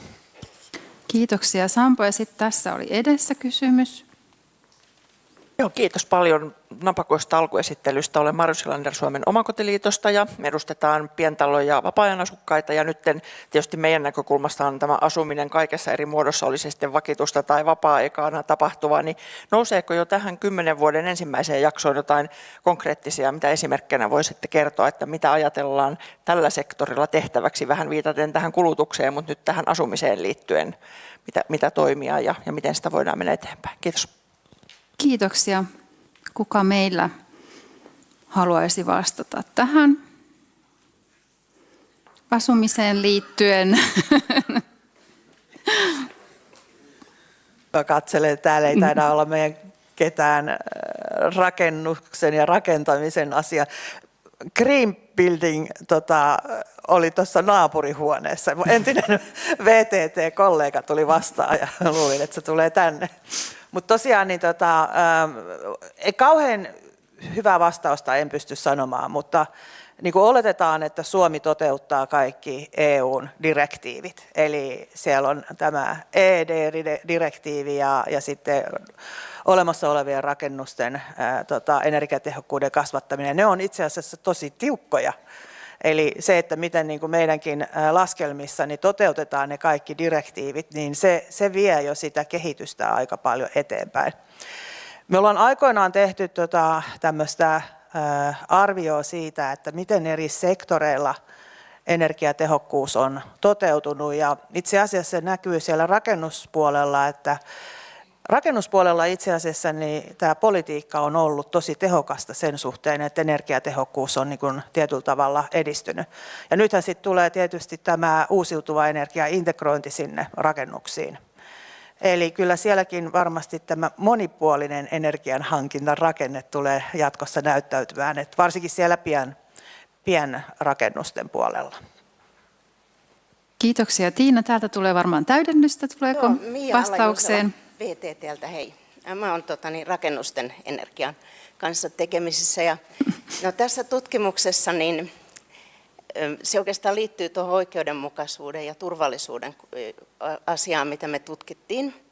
Että sitten niin kuin, siihen liittyen ehkä tämä, että myös tämä energiatehokkuuden parantaminen parantaa myös sitä turvallisuutta ja varautumista niin kuin mahdollisuuksia. Ja tuossa niin kolmannessa osuudessa tulee sit siitä ehkä vähän lisää. Me tutkittiin kansalaisten energiaresilienssiä tässä tutkimuksessa. Kiitoksia Mia. Siellä on seuraava kysymys tai kommentti, ole hyvä. Kiitoksia vähän sekä että Petteri ja Veri Energiateollisuus ry:stä.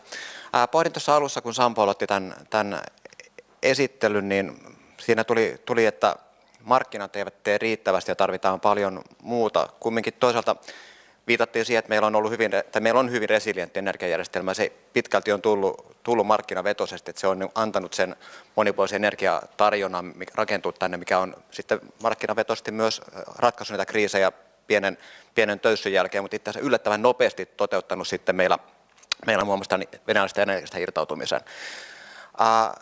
Ehkä niin kuin kysymyksenä Sampon suuntaan, että millaisia toimia teillä oli mielessä, että miten tavallaan tämä markkina pitäisi boostata tästä vielä eteenpäin siirtymän vauhdittamiseksi. Ja sitten kommentin poikasena mietin, että tämä ensimmäinen vaihe, tämä kohdentuu tosi vahvasti vähähiilisen energiatuotannon lisäämiseen. Ja meillä taas näkökulma enemmän se, että meillä kyllä tuotanto olisi tulossa, mutta se kysyntä puuttuu. Eli miten se fossiilinen kysyntä saadaan muutettua puhdasta energiaa tekeväksi kysynnäksi. Ja me ollaan tosi tässä, tässä on the edge. Mä oon itse piirtänyt sellaista kuvaa, missä meillä energiapuolella, niin me oikeastaan siirtymä ollaan tehty, ja nyt se on odottaa vaan sitä, että tuleeko kysyntä, pannaan lisää tulemaan. Ja sitten taas meidän liikenteessä, niin me ollaan siinä kysynnän, siinä just niin kuin lähdössä liikkeelle, pieni potku sinne, niin me ollaan aika nopeassa liikkeessä, ja sitten teollisuus on se, mitä me odotaan, että pari vuotta ja sitten lähtee. Mutta niin tavallaan tämä näkökulmapuoli, että ajatellaan, että energiatarjonnan puolella meillä on olemassa, kaikki on pöytään katettuna. Tarvitaan vain enää ehtoolliset tulijat. Kiitoksia. Kiitos hyvistä kysymyksistä. En varmasti osaa nyt mitenkään tyhjentävästi tähän vastata, mutta sanotaan nyt niin kuin isossa kuvassa niin, että vaikka puhtaan energiajärjestelmän siirtymä sinällään tapahtuisikin, eli vaikka fossiilisista päästäisiin eroon kauttaaltaan, siis kaikilla sektoreilla liikenne mukaan lukien, niin sehän ei takaa sitä, että se olisi kestävä siirtymä vielä.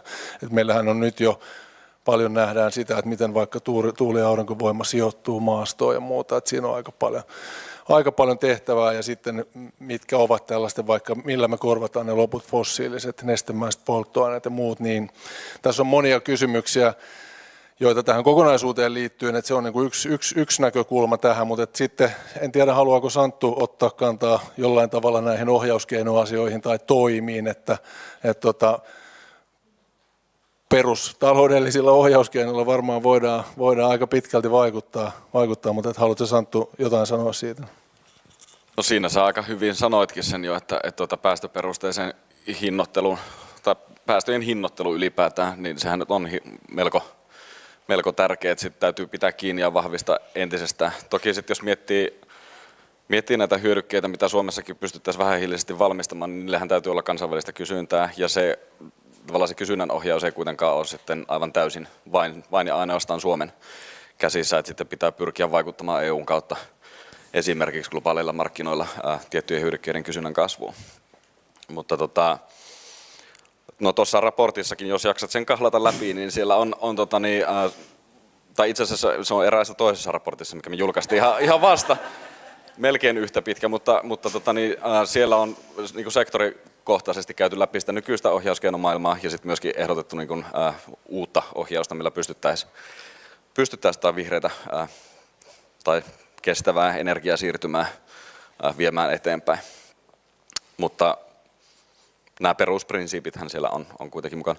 Mä olisin voinut vielä tuohon asumisen energiaan liittyen, jos siellä Marju on vielä kuulolla, niin tehtiin asumisen energiaköyhyyteen liittyvää tutkimusta myöskin, eli raportista löytyy siitä matskua sitten myöskin vielä, ja sieltä on tyypitelty erilaisia kotitalouksia, jotka kärsii asumisen energiaköyhyydestä tällä hetkellä, ja sitten myöskin pystyy sitä hahmottamaan sitä tulevaisuutta. Kiitoksia. Onko vielä mielessä kysymyksiä tai kommentteja yleisöllä? Minun silmiini ei osu. Joten kiitän tässä kohtaa mielenkiintoisesta keskustelusta, hyvistä kysymyksistä, kommenteista, ja siirtykäämme sitten kahvitauolle ja palaamme sitten hyvissä ajoin ennen puolta takaisin.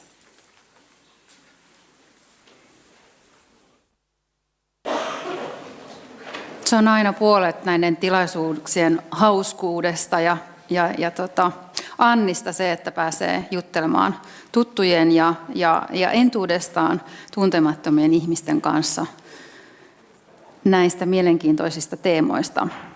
Hienoa. Jatkamme iltapäivän ohjelmaa. Laskin, että Kuutisen mielenkiintoista puheenvuoroa vielä vuorossa. Intensiivinen iltapäivä jatkuu. Ja nyt ensimmäisenä pääsemme siihen tiekartan toiseen 10-vuotiskauteen, jonka esittelee meille johtava tutkija Laura Sokka Suomen ympäristökeskuksesta. Ole hyvä, Laura. Ja kiitos munkin puolesta teille kaikille. Kuuluuko ihan normaalisti tämä ääni näin? tuntuu puhujasta itsestään jotenkin. Eli tosiaan niin kuin Minna sanoi, niin mä kerron tästä toisesta vaiheesta. Mä oon itse tässä hankkeessa vetänyt työpaketti 2, joka on tähän niin kuin ympäristövaikutusten arviointiin liittynyt. Siitä kuulette tämän esityksen jälkeen Kari-Matin esittelemänä vähän lisää. Ja sitten tosiaan on jonkun verran ollut tässä tiekartan valmistelussa mukana, mutta en toki missään pääroolissa. Tässä toki nyt hieman kertaus siitä, mitä jo tuossa aikaisemmin näittekin, mutta tämä kakkosvaihe siis tämä on niin kuin vuodesta 2036 vuoteen 2045, ja tätä me tässä kutsutaan kestävän murroksen ajaksi, eli nämä kestävät uudet teknologiat, joita tuossa niin kuin tuolla ensimmäisessä vaiheessa, ja joita toki nyt jokin on paljon käytössä, niin ne ja toimintamallit niin kuin ajatellaan, että tulisi laajamittaiseen käyttöön, ja siinä tosiaan on tämän painopistekin. Ja se miksi, niin tämä mahdollistaisi sen etenemisen kohti tätä hiilinegatiivista yhteiskuntaa sekä ekologisesti kestävällä että sosiaalisesti hyväksyttävällä tavalla. Ja tosiaan tässä kohtaa ajatus on, että fossiilisista polttoaineista on irtauduttu jo useilla sektoreilla.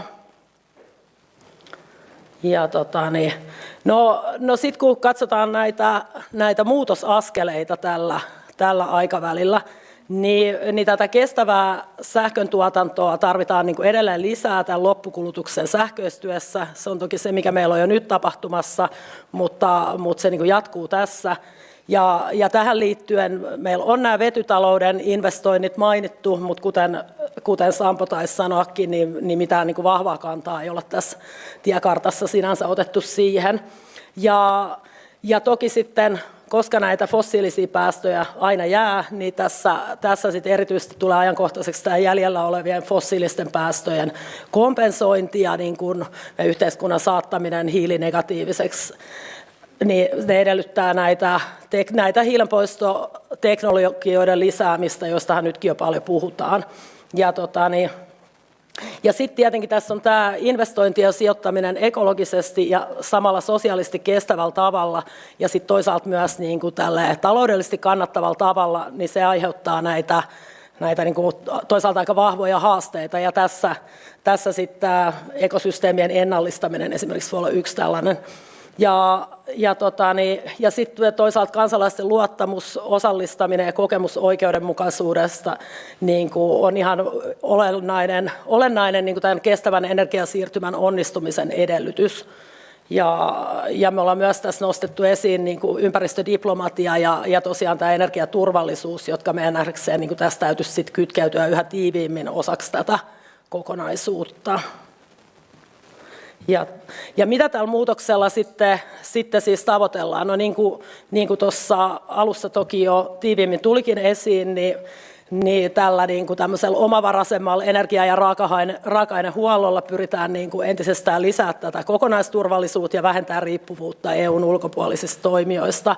No sitten me nähdään, että tämä energiasiirtymälle, niin kuin näihin kriittisiin raaka-aineisiin, jotka vahvasti liittyy tietysti tähän energiasiirtymään, niin niihin liittyvää tietoa tulisi hallinnoida kokonaisuutena Suomen ja EUn tasolla. Ja tästä me kuullaankin GTK:n edustajan puhuvan tuossa myöhemmin vähän tarkemmin. Ja sitten, niin kuin tässä Sampo taisi nostaa esiinkin, niin tämä kulutuksen kohtuullistaminen, jotta kestävyystavoitteet niin kuin näillä kaikilla 3 ulottuvuudella voidaan saavuttaa. Ja sitten tietysti, että tavoitellaan tätä niin kuin moniteknologisempaa ja älykkäämpää energiajärjestelmää, jossa nämä eri teknologiat täydentää toisiaan yhä vahvemmin. Ja sähköverkon vahvistaminen tämän sähköistymisen etenemisen mahdollistamiseksi, eli liikenteen, teollisuuden lämmityksen sähköistymisen eteneminen. Ja näitä muutoksia energialähteisiin, joita on toki jo nyt tapahtumassa, eli tämä fossiilisten polttoaineiden kulutuksen loppuminen tai öljyn osalta väheneminen, sitten tämä puun energiakäytön pieneneminen me nähdään ehdottomasti tässä keskeiseksi, ja ydinvoiman lisärakentaminen, mikä tulikin kanssa jo esiin, ja siinä erityisesti tämä pienydinvoima, ja sitten tosiaan näiden erityisesti tämän bio-CCUS:n tuleminen mukaan, eli bioperäisen hiilidioksidin talteenoton ja hyötykäytön ja varastoinnin lisääntyminen. Ja energiasiirtymä vaatii näitä kriittisiä materiaaleja aivan olennaisesti, niiden tuotannon, jalostuksen ja kierrätyksen niin kuin edistäminen ja toisaalta materiaalitehokkuusratkaisujen vahvistaminen kysynnän kasvaessa on semmoisia niin kuin ehdottomasti tavoiteltavia asioita.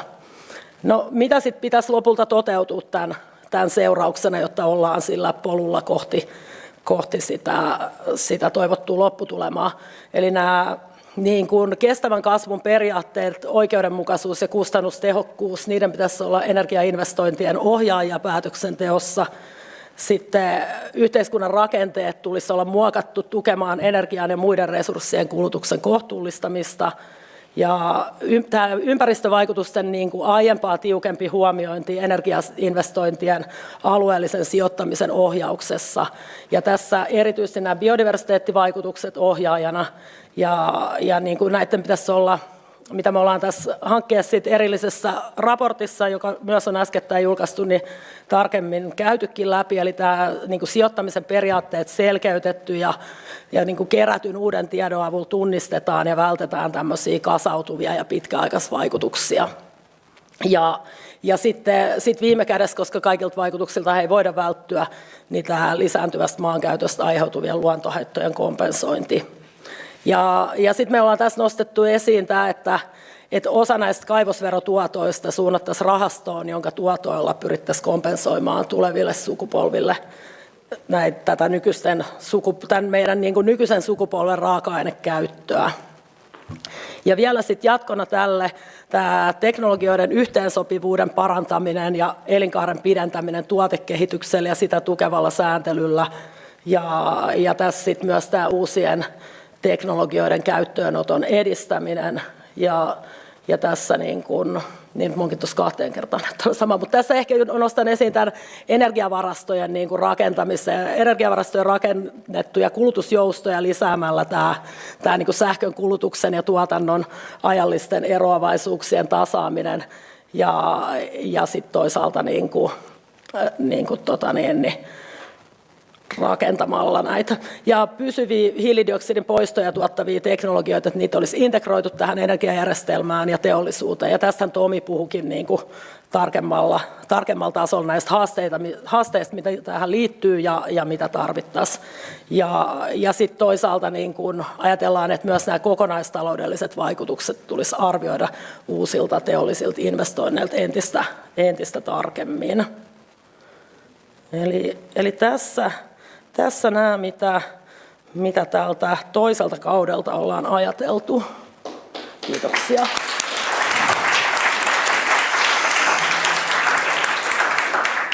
Kiitoksia Laura. Toinen kausi siinä tiiviisti esiteltynä. Nyt meillä on 2 tällaista nostoa tai syventävää puheenvuoroa näihin tiekartan teemoihin. Ja ensimmäinen liittyy ekologiseen kestävyyteen energiasiirtymän ohjenuorana ja meillä on kehittämispäällikkö Kari-Matti Vuori Suomen ympäristökeskuksesta. Ole hyvä. Kiitoksia Kari-Matti Vuori ja Suomen ympäristökeskuksen luontoratkaisut yksiköstä. Tulen ja vedettiin tosiaan tämä luontovaikutusten arviointi, tuulivoima ja aurinkovoima. Ja menen heti syvään päätyyn toissa viikolla julkaistu tämä Syke-raportteja-sarjan loppuraportti tästä osatyöstä, tuuli- ja aurinkovoiman ekologinen kestävyys Suomessa, nykytila ja kehittämistarpeet. Ja se ydinviesti tässä on, että ekologisesti kestävä energiasiirtymä edellyttää sitä, että luontohaitat vältetään nykyistä huolellisemmin. Eli luontohaittoja on jo syntynyt ja vireillä olevista niitä on syntymässä lisää, ellei tätä sijainnin ohjausta esimerkiksi tehosteta. Ja siihen tarvittaisiin sitten yhtenäisempiä arviointimenetelmiä ja niiden uudistamista luontovaikutusten merkittävyyden arvioinnissa ja myöskin tätä valtakunnallista informaatio-ohjausta vähintäänkin, mutta myöskin lainsäädännöllistä ohjaamista. Ja ydinteema tässä on tämä lisääntyvä luontoalueiden pirstoutuminen. Uusiutuvaa energiaa rakennetaan. Se muutospaine on suurin yhtenäisillä luontoalueilla. Ja nämä pirstoutuu, kun näitä tuulivoimaloita, paneelikenttiä ja niihin liittyvää infraa rakennetaan, yhteydet katkeilee ja tulee näitä kasautuvia vaikutuksia. Tuuli- ja aurinkovoimahankkeet Suomessa on muuttamassa nopeasti alueiden käyttöä. Rakentamispaine on tosiaan täällä yhtenäisillä luontoalueilla. Tässä vasemmanpuoleisessa kuvassa on Pirkanmaan maakunta ja siinä nämä mustat rajaukset, aluerajaukset on vireillä olevia tuulivoimahankkeita, joitakin hybridihankkeita, joissa on paneelikenttiä myöskin mukana. Ja sitten siinä sinisellä on näitä jo toteutuneita käynnissä olevia tuulivoimaloita. Ja niin kuin tuossa näkyy, niin nämä punaiset, jotka on sitten tämmöisiä keskeisiä luontoarvokeskittymiä, ekologisia yhteyksiä metsäluonnon osalta. Siinä on nämä isommat punaiset, on Seitsemisen kansallispuisto ja Helvetinjärven kansallispuisto, ja sitten on koko joukko metsiensulualueita, joiden välisiä yhteyksiä tulee nämä uudet vireillä olevat hankkeet niin pirstomaan ja siirtolinjoineen sitten aiheuttaa vaikeuksia metsälajiston siirtymiselle ja elinympäristöjen välillä. Kokonaisvaikutuksia ja laaja-alaista yhteisvaikutusten arviointia ei ole tehty riittävästi, ja sen takia me tässä suosittelemme, että arviointikriteerit pitäisi uudistaa. Ja nämä tärkeät ekologiset vyöhykkeet toki eivät ole niin kuin yksittäisen hanketoimijan asia, vaan ne pitäisi määritellä valtakunnallisesti osana valtakunnallisia alueidenkäyttötavoitteita, että missä olisi tällaisia tärkeitä ekologisia yhteyksiä, joissa ei sitten sijoitettaisiin tätä tuuli- ja aurinkoenergiaa rakentamista.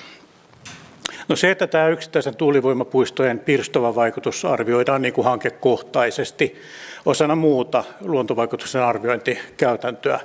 Ja vallalla on vähän tällainen niin kuin, pienten päätösten tyrannia, eli näitä kokonaisvaikutuksia laajempia alueellisia vaikutuksia ei tarkastella. Tässä esimerkkinä tämä vasemmanpuoleinen kuva, jossa on esimerkki tällaista kaavoitusvaiheessa olleesta kohteesta, jossa on tuommoinen, paljonko noita tulee, reilu 10 tuuliturbiinia kaavassa määritelty niiden sijainnit, ja tuossa oikealla on sitten se toteutunut, kun tieto on rakennettu.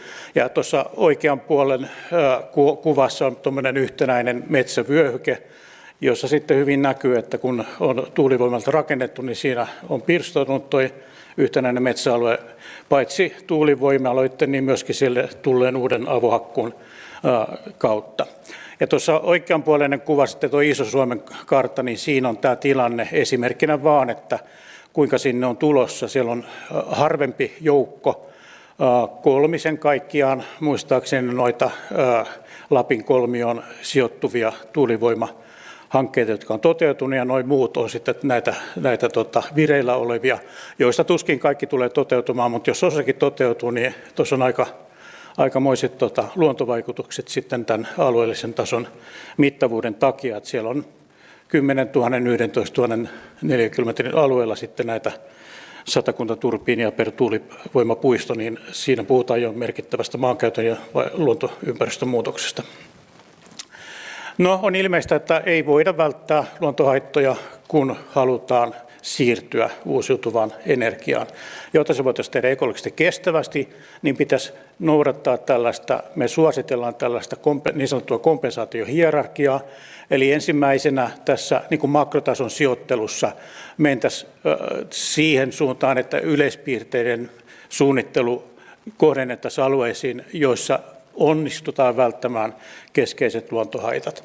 Ja jos tämä on syystä tai toisesta vaikeaa tai mahdotonta, niin silloin pitäisi vähintäänkin lieventää ja toimenpiteiden yhteydessä myöskin tehdä näitä välttämistoimenpiteitä esimerkiksi tuulivoimapuiston sisällä. Moni hyvä-hanke sisältääkin tämmöisen toimenpidesuositukset, miten näitä luontohaittoja voitaisiin lieventää siellä toiminta-alueen sisällä. Ja sitten lopulta, jos tämä lieventäminenkään ei ole riittävä toimenpide, niin sitten pitäisi mennä tähän kompensointiin, eli esimerkiksi sitten muualla vuokraamalla metsää tai ostamalla suojelualueita, niin voidaan sitten ennallistamisen kautta muun muassa niin sitten tehdä tätä hyvitystä. No lopuksi sitten, tämä ei ehkä ole niin uusiutuvan energian toimijoiden tietoisuudessa riittävästi vielä. Että on ihan aito tämä huoli tästä suomalaisen luonnon köyhtymisestä, lajit uhanalaistuu kaiken aikaa, ja tämä pitäisi huomioida myöskin energiasiirtymässä. Näiden hankkeiden ja alueiden käytön suunnittelun lähtökohtaksi pitäisi ottaa jo ennen näitä vuosikymmeniä, mitä tässä vaiheessa puhutaan, tämmöisessä reunaehdoksi että vältetään ja lievennetään luontohaittoja. Ja tämä ekologinen yhteys on myöskin aika vieras monelle toimijalle. Se on yksinkertaisesti verrattavissa niin kuin ihmisen verisuonistoon, että jos se katkeilee tai tukkeutuu, niin elämä tahtoo vähän kuihtua. Eli kasautuvat vaikutukset toisena tämmöisenä vähän tuntemattomampana asiana, että jos niitä maisemaan ilmestyy jonkun maakunnan alueella aina vaan lisää näitä isoja tuulivoimahankkeita, aurinkoenergiaa, niin se on vähän niin kuin nakerrettaisiin siltaa, kivisiltaa kivi kerrallaan, että se vielä muutama kivi poistuu, niin se ei romahduta siltaa, mutta sitten kun ollaan riittävän rappeutuneessa tilassa, niin rakenne romahtaa. Ja meidän suurin virhe on tässä kestävässä energiasiirtymässä, jos me katsotaan luontoa vaan hanke kerrallaan, eikä muisteta, että jotenkinhan tämä vaikutus kasautuu meidän luonnossakin. Eli ratkaisuna luontovaikutusten arviointikriteeri pitää uudistaa, yhtenäistää ja lisätä myöskin sitä tietopohjaa yhteisvaikutusten ja ekologisten yhteyksien huomioimiseksi. Yllättävän vähän on tutkimustietoa siitä, miten metsäympäristössä, johon meidän rakentaminen enimmäkseen keskittyy, niin minkälaisia näiden uusiutuvan energian hankkeiden luontovaikutukset näissä ympäristöissä on. Ja sitten lopuksi pitää sijoittumisen ohjausta tehostaa. Se on ihan selvä asia. Ja kompensaatiohierarkia käyttöön. Kiitos.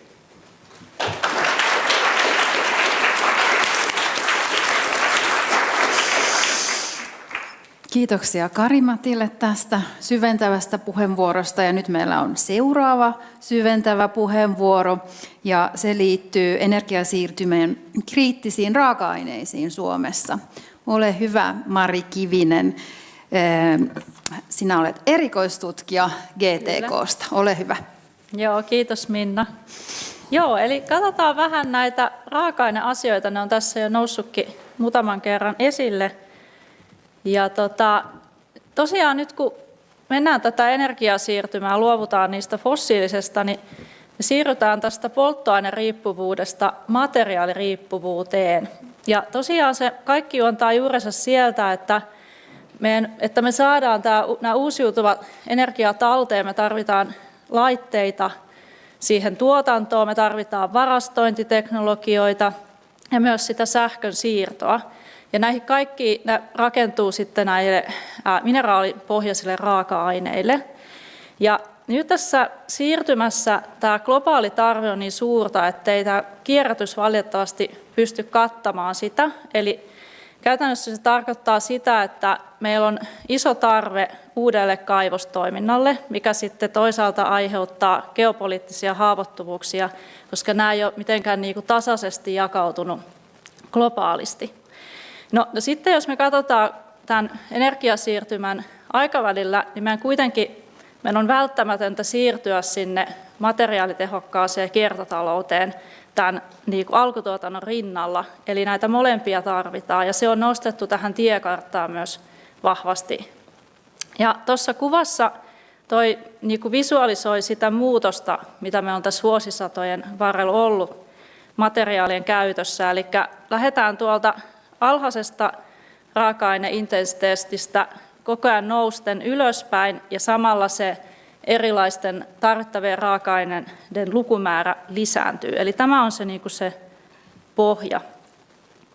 No, tässä hankkeessa sitten tarkasteltiin tätä raaka-aineasiaa sekä sieltä tarpeen puolelta että sitten sen tuotannon puolelta.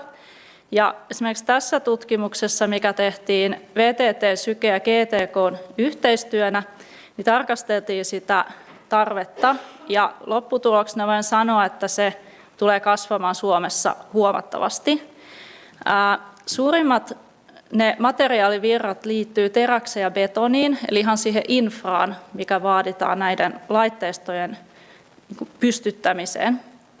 Sitten jos katsotaan noita kriittisiä materiaaleja, niin siellä nousee tällaiset alumiini, kupari, nikkeli, mangaani ja pii.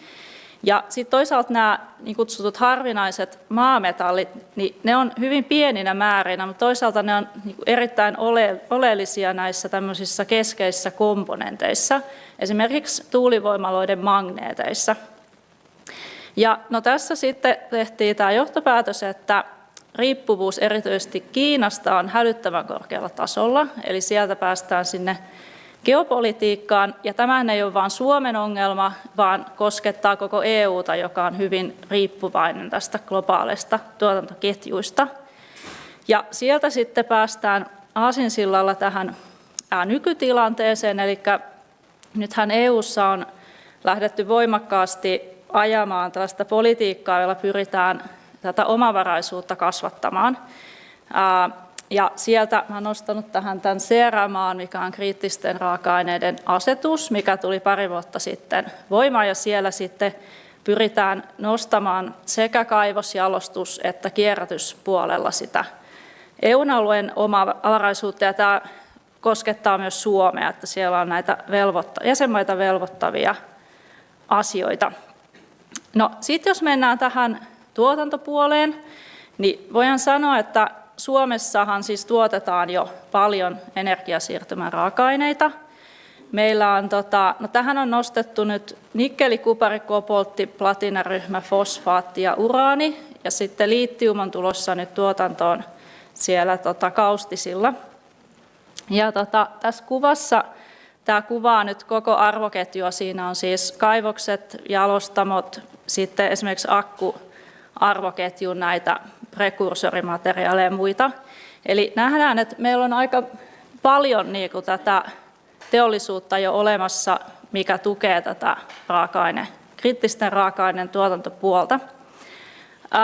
No jos katsotaan ihan kaivostoimintaa, niin meillä on useita kaivoksia toiminnassa, mutta toki näissä kaivoksissa hyödynnetään tätä rajallista raaka-ainevarantoa, mikä tarkoittaa sitä, että ne myös loppuu jossain vaiheessa, ja useampi kaivos toiminta on päättymässä 2030-luvulla. Ja no toisaalta siellä putkessa on tulossa uusia, mutta ei nyt kovin monta, että arvioitiin, että semmoinen 0-3 kaivosta seuraavan 10 vuoden aikana on niin kuin realistisesti mahdollista.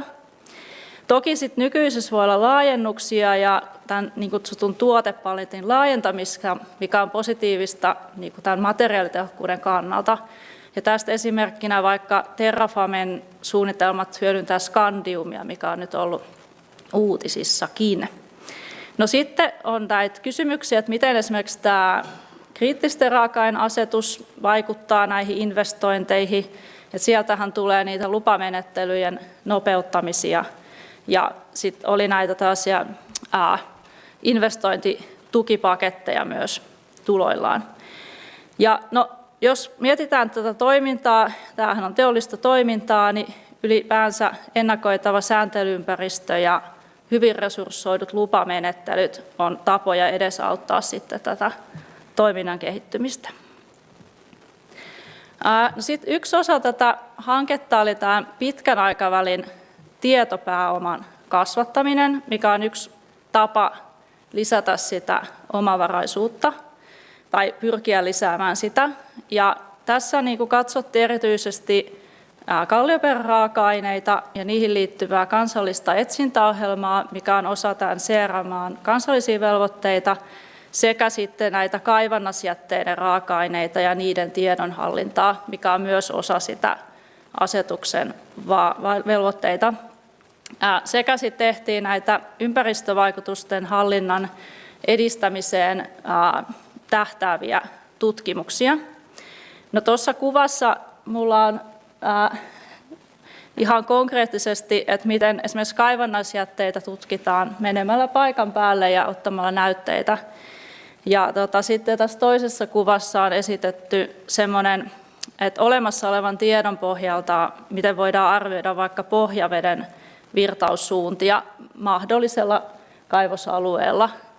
Eli tämän tyylisiä tiedonhallintaan liittyviä parannuksia. No sitten minulla on pari, katsotaan ihan nopsasti noita kahta ekaa bullettia vähän tarkemmin.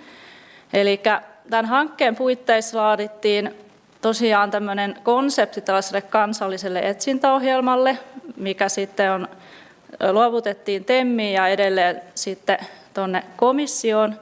Ja tämän tarkoitus on tosiaan sitten nyt toimia sellaisena pidemmän aikavälin tutkimusohjelmana liittyen näihin raaka-ainetiedon, ihan sellaisen perustiedon tuottamiseen. Ja tässä on esimerkkinä nyt tässä hankkeessa toteutettu tutkimusohjelma tuolla Peräpohjalla Rovaniemen eteläpuolella, eli siellä mitattiin niin kuin tämmöisellä isolla tärytinkoneella tärytettiin maanpintaa, jotta saadaan kuva sieltä maan sisästä, millaisia rakenteita, millaisia ominaisuuksia sillä on ja miten se sitten, tämä sitten voi joskus tulevaisuudessa hyödyttää esimerkiksi yrityksiä kohdentamaan tutkimustoimintaa. Ja nyt voi myös sanoa, että tiedämme Suomen kaivannaisjätteistä paljon lisää. Eli tässä hankkeessa tutkittiin 8 tällaista suljettua kaivannaisjätealuetta, että millaisia raaka-aineita sieltä voisi löytyä. Ja se voidaan sanoa, että lisäsi tätä kaivannaisjätteisiin liittyvää tietopohjaa merkittävästi. Sekä sitten niille luotiin tämä tietokanta ja käyttöliittymä Rakka, joka tulee nyt sitten lähiviikkoina käyttöön. Lisäksi laadittiin tämmöinen kaivannaisjätteiden tiedonhallintaan liittyvä ohjeistus, tällainen UNFC, mikä tulee hyödyttää koko EU-alueen tiedonhallintaa. Ja myös tämä täyttää Suomen CRM-raportointivelvollisuuden, eli ollaan hyvin hyvässä vauhdissa menossa niin kansallisesti tämän osalta. Ja valitettavasti tätä ei saatu julki nyt tähän tilaisuuteen, mutta tämä tullaan julkaisemaan ihan nyt lähiviikkoina. Eli jos tämä kiinnostaa, niin seuratkaa GTK-viestintäkanavia sitten tähän liittyen.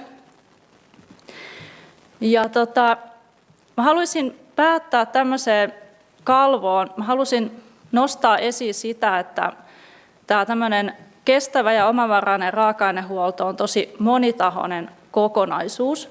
Tuossa on tuommoinen pallokuva, missä mä toin näitä erilaisia niin kuin elementtejä, mitä tässä pitää huomioida. Ja se kaikki lähtee siitä, että meillä on niitä raaka-ainelähteitä ja meillä on niistä tietoa, mitä me pystytään hallitsemaan. Sitten me tarvitaan energiaa ja teknologiaa. Meidän pitää tuntea ja pystyä hallitsemaan ne ympäristövaikutukset, mitä niihin liittyy, niihin hyödyntämiseen. Samoin kuin talousvaikutukset. Lisäksi yritystoiminnan pitää olla kannattavaa. Meidän pitää sovittaa yhteen erilaisia intressejä ja huolehtia tästä oikeudenmukaisuusaspektista. Meidän lainsäädäntö ja hallinto pitää olla kunnossa ja lisäksi meillä pitää olla tulevaisuusnäkymä tai näkymiä ja siihen varautumista. Ja tätä kaikkia kokonaisuutta me ei voida tehdä yksin, vaan se tarvitsee yhteistyötä.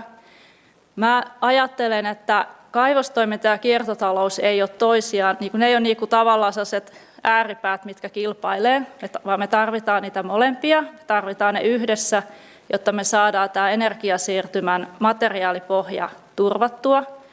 Meidän pitää olla Suomi ja EU yhdessä, kehittää tätä kokonaisuutta lähtien sieltä meidän raaka-aineista sinne arvoketjuun. Me tarvitaan useita eri tieteenaloja toimimaan yhdessä ja sitten nämä kaikki toimijat, yritykset, valtio, kunnat, sidosryhmät ja tutkimus. Ja sitten kirsikkana kakun päällä meidän pitää huomioida erityisesti sukupolvien välinen oikeudenmukaisuus sekä globaali oikeudenmukaisuus tässä raaka-ainekysymyksessä. Kiitos.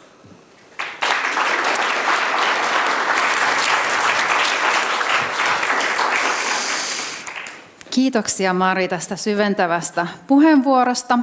Seuraavaksi pääsemme tiekartan viimeiseen eli 3. vaiheeseen.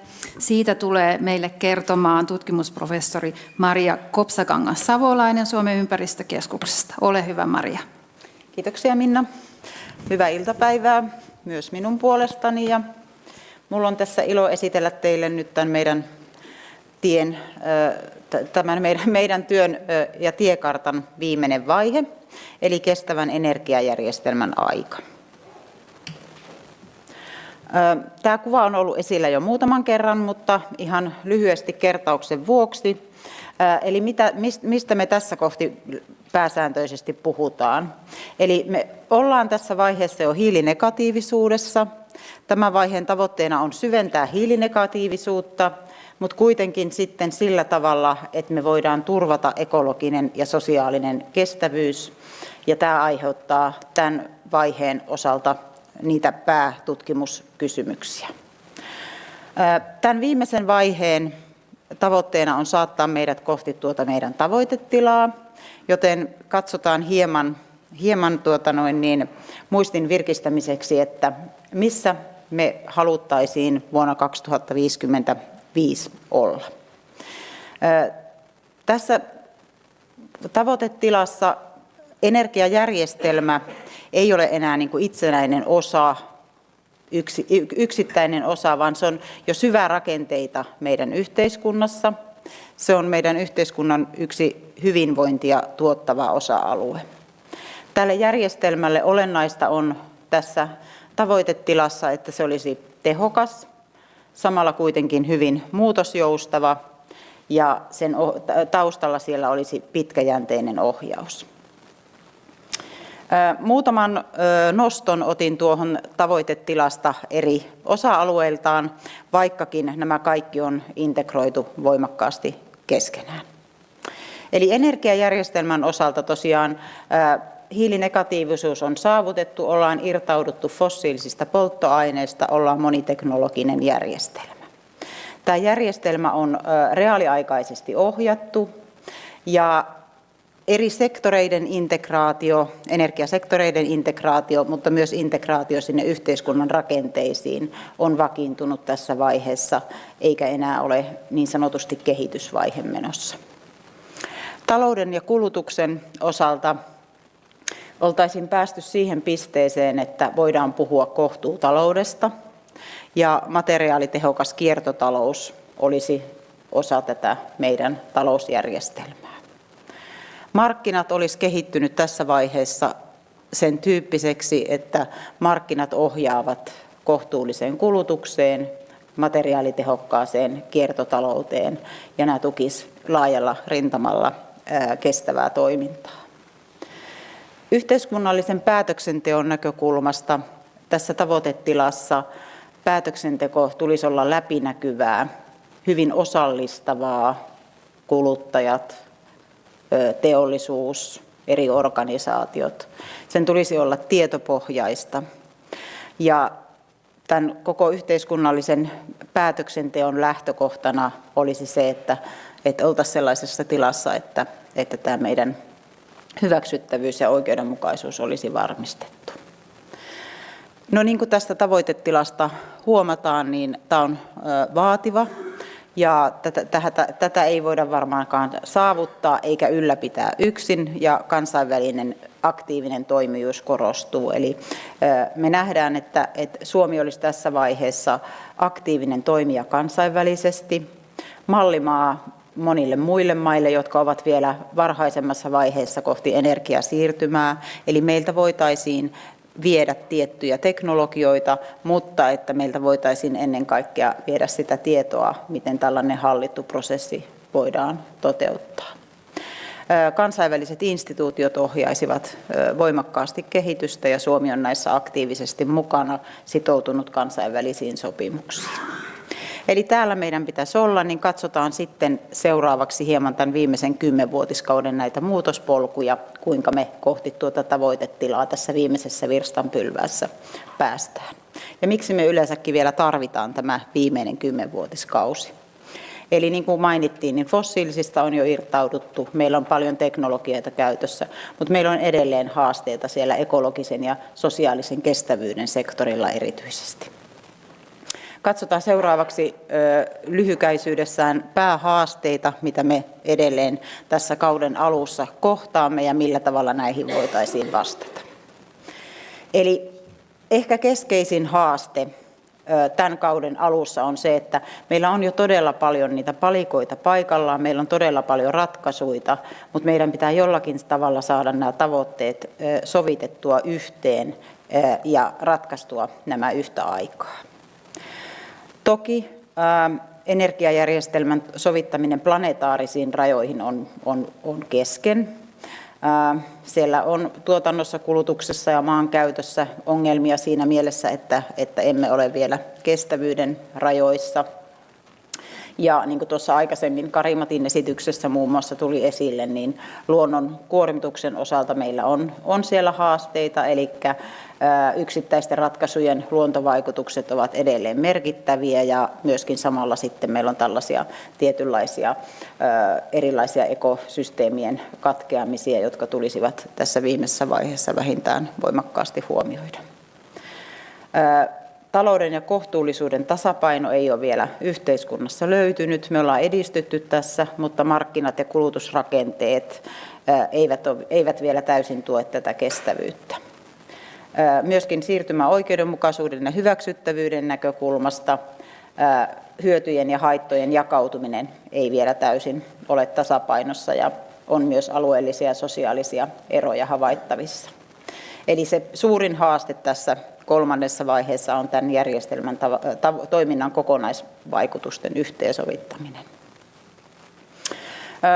Tähän koottuna muutamia ajatuksia liittyen siihen, miten nämä keskeiset haasteet tullaan ratkaisemaan sitten viimeisen 10-vuotiskauden aikana. Tähän kohti tiekarttatyö on, voisiko sanoa, että ei enää niin yksityiskohtaista, ollaan sen verran kauempana jo tulevaisuudessa, mutta tietyt pääasiat sieltä pystytään tunnistamaan ja nostamaan esille. Eli tässä vaiheessa keskeistä ei ole uusien ratkaisujen käyttöönotto niinkään, vaan tämän järjestelmän ohjaus ja periaatteet. Ja nyt järjestelmällä tarkoitamme sekä energiajärjestelmää, mutta erityisesti sen integroitumista osaksi hyvinvointiyhteiskuntaa. Eli järjestelmätason ohjaus ja jatkuva kehittäminen, erilainen sektoreiden tiivis kytkentä ja koko järjestelmien välinen optimointi on tärkeää. Ekologiset reunaehdot nousee sieltä ehkä yhdestä tavoitteesta tässä vaiheessa nyt sitten päätöksenteon lähtökohdaksi. Eli tässä viimeisessä vaiheessa planetaariset rajat ja luontovaikutukset olisivat kaiken ohjauksen lähtökohtana. Samoin talouden rakenteiden sopeutuminen kohtuullisuuteen, eli läpileikkaavasti ohjauksessa, hinnoittelussa ja sääntelyssä kaikki tukevat sitä kohtuullisuuteen siirtymistä, jotta voimme puhua kestävästä järjestelmästä. Samoin tuo oikeudenmukaisuuden ja hyväksyttävyyden vahvistuminen, joka on pohjana tietenkin sille, että tämä koko järjestelmä yhteiskunnassa voi edetä. Päättäisin tämän kolmannen vaiheen esityksen muutamaan ajatukseen siitä, että tämän vaiheen lopussakin olemme muuttuvassa maailmassa. Eli tässä puhumme kestävästä energiajärjestelmästä, mutta tämä kestävä energiajärjestelmä ei ole staattinen järjestelmä. Jotta sitä voidaan ylläpitää, niin sen tulee jatkuvasti uudistua. Tulee uusia teknologioita, ratkaisuja ja toimintamalleja. Ja siinä mielessä tämmöinen joustavuus ja jatkuva uudistuminen on tärkeä osa tämän ylläpitämistä. Edelleen kyky yhteensovittaa erilaisia tavoitteita järjestelmän ylläpitämisessä, ilmastonmuutoksen mahdollinen eteneminen, millä tavalla se muuttaa edelleen ekologisia, taloudellisia ja sosiaalisia osa-alueita, niin kuinka me nämä saamme yhteensovitettua myöskin jatkossa, ja kansainvälisen yhteistyön edistäminen ja siinä aktiivisesti mukana toimiminen. Eli järjestelmä toimii osana eurooppalaista ja globaalia kokonaisuutta, niin kuin aikaisemmistakin esityksistä olemme saaneet havaita. Kiitoksia.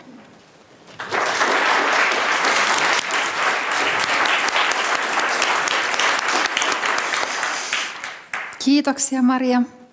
Nyt meillä on jäljellä vielä 2 tällaista syventävää puheenvuoroa. Niistä ensimmäinen liittyy oikeudenmukaisuuteen ja turvallisuuteen, ja siitä tulee meille kertomaan tutkimusprofessori Paula Kivimaa Suomen ympäristökeskuksesta. Ole hyvä, Paula. Kiitos ja hyvää iltapäivää kaikille. Mun rooli tässä hankkeessa oli tosiaan vetää tätä työpakettia numero 5, jossa tarkasteltiin energiasiirtymän oikeudenmukaisuutta ja turvallisuutta, ja meitä oli yhteensä noin 10 ihmistä tässä VTT:ltä ja Sykestä mukana. Ja oikeudenmukainen energiasiirtymä tarkoittaa sitä, että se siirtymä kohti ilmastoneutraalia ja kestävää energiajärjestelmää tehdään tavalla, joka turvaa ihmisten hyvinvoinnin, perusoikeudet, toimintamahdollisuudet sekä suojelee luontoa nyt ja tulevaisuudessa. Usein ajatellaan, että oikeudenmukaisuus on vain tämmöisiä niin kuin rahallisten hyötyjen ja haittojen jakamista, mutta oikeudenmukaisuus ei ole pelkkä tämmöinen kustannuskysymys, vaan se kattaa hyvin laajasti sen, kuka hyötyy, kuka kantaa haitat, on se sitten taloudelliset tai vaikkapa terveydelliset haitat. Ketkä pääsee mukaan päätöksentekoon ja toimintaan, millaista tietoa hyödynnetään politiikkaprosesseissa ja miten vaikutukset jakautuvat eri ihmisryhmien, alueiden ja sukupolvien välillä.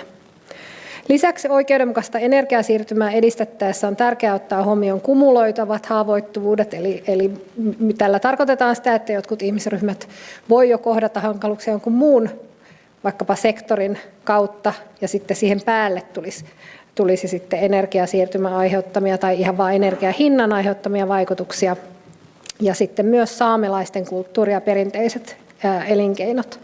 Tässä hankkeessa me analysoitiin oikeudenmukaisuutta monella eri tapaa ja eri tapauksiin keskittyen. Me tehtiin sekä tämmöistä perinteisempää laadullista tutkimusta, muun muassa haastattelututkimusta ja dokumenttianalyysejä, mutta sitten on tehty myös tekoälyllä augmentoitua kirjallisuuskatsausta ja kansalaiskysely toteutettiin sitten 4. työpaketissa tähän liittyen. Me tarkasteltiin erityisesti myös tämmöisiä teknologiapolkujen, eli tuulivoima, aurinkovoima, vihreä vety ja pienydinvoima, ja sitten kriittisten raaka-aineiden hallintaan liittyviä oikeudenmukaisuuskysymyksiä. Ja tämä oikeudenmukaisuuden tarkastelu on tärkeää sen takia, koska tätä kautta me voidaan sitten mahdollisesti tunnistaa tarve välttää, lieventää tai kompensoida haittoja, ja voidaan huolehtia siitä, että energiapolitiikan ohjauskeinot eivät lisää energia- ja liikenneköyhyyttä tai kasaa haittoja tietyille alueille tai väestöryhmille. No tästä diasta tosiaan näette sitten näitä oikeudenmukaisuuden ulottuvuuksia, mitä me on tässä hankkeessa yritetty kattavasti tarkastella, ja nämä kaikki on tärkeitä. Tyypillisesti aiemmin tunnettuja ulottuvuuksia on just tämä hyötyjen ja haittojen jakautuminen, niin sanottu jako-oikeudenmukaisuus, osallistaminen ja kuuleminen päätöksenteossa, tätä kutsutaan yleensä tämmöiseksi menetelmälliseksi oikeudenmukaisuudeksi, kun taas sitten tunnustava oikeudenmukaisuus, jossa huomioidaan ihmisten ja yhteisöjen erilaiset sosiaaliset, kulttuuriset ja taloudelliset lähtökohtat ja valtasuhteet, niin tämä on niin kuin harvemmin keskiössä poliittisessa päätöksenteossa, ja tätä me halutaankin korostaa. Eli tämä tarkoittaa sitä, että eri väestöryhmien, myös alkuperäiskansojen ja haavoittuvassa asemassa olevat niin kuin tunnistetaan ja varmistetaan, että heitä ei syrjitä.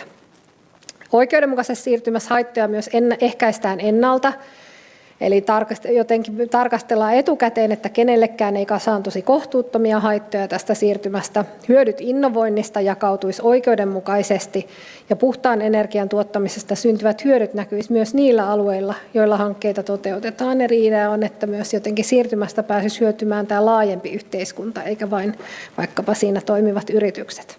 No luonnosta tuli jo Kari-Matilta hirveän hyvä puheenvuoro, mutta luonnolla on myös tässä oikeudenmukaisuuskeskustelussa oma itseisarvo. Eli tätä energiasiirtymää ei tule toteuttaa tavalla, joka heikentää merkittävästi luonnon monimuotoisuutta, ja merkittävät haitat on ehkäistävä ennakolta tai tarvittaessa hyvitettävä. Kansalaisten yhdenvertaiset toimintamahdollisuudet on myös tosi tärkeä osa oikeudenmukaisuutta. Tähän vaikuttaa vaikkapa digitaidot, taloudelliset resurssit, kielitaito ja asuinolosuhteet. Ja nämä vaikuttaa sitten siihen, että kuka pystyy hyötymään uusista energiaratkaisusta parhaiten tai toimimaan vaikkapa energiayhteisöissä. Ja energiasiirtymässä ei ole tietysti kyse vain Suomen sisäisestä tai nykyisten sukupolvien oikeudenmukaisuudesta. Eli kun puhutaan ylisukupolvisesta oikeudenmukaisuudesta, niin se edellyttää sitä, että me rakennetaan tätä energiajärjestelmää sillä tavalla, että myös tulevilla sukupolvilla on mahdollisuus hyvään elämään. Eli se tarkoittaa sitä, että ei vaikkapa nyt käytetä kerralla kaikkia kriittisiä raaka-aineita tai muuten meidän maa-alueita. Ja tämä tarkoittaa pitkäjänteistä suunnittelua, resurssia, kustannustehokkuutta ja kohtuullista energian ja materiaalien käyttöä. Ja tässä sitten just tällä energiatehokkuudella ja energian säästöllä on oma roolinsa. Globaali oikeudenmukaisuus, jossa huomioidaan vaikutusten jakautuminen alueiden välillä Suomessa ja globaalisti, on erityisesti tärkeää tässä kriittisten raaka-aineiden tuotannon ja arvoketjujen yhteydessä. Ja sitten lopuksi näitä kaikkia ulottuvuuksia ympäröi tämmöinen yhteisymmärrys oikeudenmukaisuudesta. Eli tämä sana oikeudenmukaisuus saatetaan ymmärtää hyvin eri tavoin, ja on tärkeää pyrkiä sitten luomaan yhteisymmärrystä, ja tämän takia myös sitten energiapolitiikassa tarvitaan avointa, perusteltua ja läpinäkyvää keskustelua oikeudenmukaisuuden kriteereistä ja tavoitteista. Tässä synteesiraportissa me ehdotetaan yksi tapa, millä näitä kriteerejä ja tavoitteita voisi jäsentää. Toki valitettavasti todellisuus on sitten usein puutteellinen siinä, miten vaikka oikeudenmukaisuus näkyy päätöksenteossa. Mutta tutkimuksella me voidaan kuitenkin tuoda esiin tätä tietoja ja työkaluja, joiden avulla tätä voidaan edistää, ja tätä me on nimenomaan tässä hankkeessa tehty. No sitten seuraava puolisko esityksestä, eli tämä turvallisuus, mikä on myös todella tärkeä osa-alue, ja kokonaisvaltaisesti katsoen kestävä energiasiirtymä myös edistää energiaturvallisuutta, koska se vähentää riippuvuuksia kansainvälisestä fossiilisten polttoaineiden tuotantoketjusta samalla, kun se pienentää tulevaisuuden ilmastoriskejä. Ja sitten tässä hankkeessa tehdyn tutkimuksen ja aiempaa energiaturvallisuustutkimusta yhdistämällä me onkin tässä hankkeessa nyt esitetty 12 linjausta energiaturvallisuuden tulevaisuustilaksi. Ja tästä tulevaisuustilasta me on keskusteltu ja jatkojalostettu tämmöisen sidosryhmätyöpajan pohjalta, joka me järjestettiin helmikuussa 2026. Ja tavallaan mitä me argumentoidaan tällä energiaturvallisuuskäsitteellä, että se on oikeastaan perinteisesti Suomessa on käytetty niin kuin huoltovarmuus- ja toimintavarmuuskäsitteitä, niin tämä energiaturvallisuus on vähän laajempi tapa katsoa. Se toki sisältää myös huoltovarmuuden ja toimitusvarmuuden. Se kattaa muun muassa kysymyksiä ilmastonmuutoksen vaikutuksista energiajärjestelmään, innovaatio- ja kehitystoimintaa sekä EUn energiamarkkinayhteyksiä. Ja kansainvälisessä tutkimuksessa tätä energiaturvallisuustermiä on käytetty jo pitkään. No, tässä kuvassa nyt sitten havainnollistettiin näitä 12 eri pointtia siten, että tässä on nyt 3 tarkastelun tasoa. Itse energiajärjestelmän organisointi sitten ja toiminnan Suomessa, sitten on laajempi kansallinen ja EU-konteksti ja sitten myös globaali konteksti. Ja tämä nyt on ehkä vähän tylsä näitä luetella, mutta tässä tavoitetilassa tosiaan sanotaan, että numero 1 on, että fossiilinen energiantuotanto perustuu eri lähteisiin ja on hajautettu eri puolille Suomea erikokoisiin yksiköihin. Ja tämä nähtiin toimijoiden näkökulmasta sekä me kysyttiin myös sidosryhmätyöpajassa, että ihmiset sai merkitä, mitkä heidän mielestään on kiireisimpiä toimia ja missä on eniten puutteita. Ja tämä numero 1 oli sellainen, jossa oli molemmat merkattu. No 3 seuraavaa oli, mikä nähtiin kiireellisiksi, oli sellaisia, kun toimitusvarmuus sähköistyvässä järjestelmässä rakentuu useista varavoimavarasto- ja energiaratkaisuista. Julkisen ja yksityisen sektorin yhteistyö energiaturvallisuuden takaamiseksi jatkuu sekä on selkeää, luotettavaa ja ennalta sovittua. Ja energiasiirtymän turvallisuuteen kuuluu monipuolinen geopoliittisten, kyber-, ilmasto- ja muiden riskien ennakointi. Seuraavat 3 on taas sellaisia, missä nähtiin tällä hetkellä eniten puutteita toimijoiden osalta. Eli energiaturvallisuutta koordinoidaan hallinnon alojen välillä ja poikkisektoraalinen energiaturvallisuusyhteistyö on aktiivista. Kriittisten mineraalien ja teknologisten komponenttien kotimaista tuotantoa, EUn sisäisiä arvoketjuja ja varmuusvarastointia on riittävästi. Ja kansalaisten energiaresilienssi rakentuu teknisen ja yhteistoiminnallisen varautumisen pohjalle. No sitten oli vielä muita kohtia, ehkä voin sanoa vähän lyhyemmin. Numero 8 käsitteli energiatehokkuuden ja kiertotalouden merkitystä ja että sen pitäisi kasvaa. Numero 9 oli, että huoltovarmuuden takaamiseksi varastoidaan biopolttoaineita, turveita ja fossiilisia polttoaineita hätätilanteita varten, mutta varastointia suunnataan siten, että fossiilisten polttoaineiden määrä pienenee. Energiaturvallisuus nojaa myös hallittuihin ja kestäviin EUn yhteisiin energiamarkkinoihin ja siirteyhteyksiin. Innovaatiotoiminta ja teolliset investoinnit tukevat energiaturvallisuutta ja energiajärjestelmän varautuminen ilmastonmuutoksen on keskeinen osa energiaturvallisuutta. Lopetankin tämän osuuden sanomalla, että tähän keskusteluun energiaturvallisuudesta sisältyy myös paljon muita ulottuvuuksia ja termejä. Eli EU:ssa vaikkapa viime aikoina keskiöön on noussut yhä enemmän kysymykset materiaali- ja teknologisten komponenttien ja niiden tuotantoketjuihin liittyvästä strategisesta autonomiasta. Ja nämä kysymykset ohjaa sitten myös energiasiirtymää, ja tämän takia onkin tärkeää tunnistaa ja edistää synergioita kestävän energiasiirtymän ja turvallisuustekijöiden välillä, ja tätäkin me teimme tässä hankkeessa. Siitäkin on vähän siellä synteesiraportissa. No sitten muutamia johtopäätöksiä, ja ehkä vielä voin sanoa ennen näitä johtopäätöksiä, että tietysti turvallisuudella ja oikeudenmukaisuudella tai niiden edistämisellä on myös ristikkäisvaikutuksia.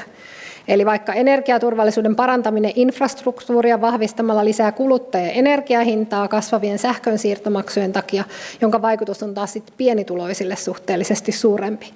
Toisaalta meillä on edistyskeinoja, jotka vahvistaa molempia samaan aikaan, eli kansalaisten energiaresilienssi, mitä hankkeessa myös tarkasteltiin, on yksi sellainen asia, joka viittaa yksilöiden ja kotitalouksien kykyyn sopeutua haasteisiin energiansaannissa, kuten toimituskatkoksiin ja äkillisiin hinnannousuihin, ja tämmöinen resilienssin vahvistaminen palvelee sekä oikeudenmukaisuutta että turvallisuutta.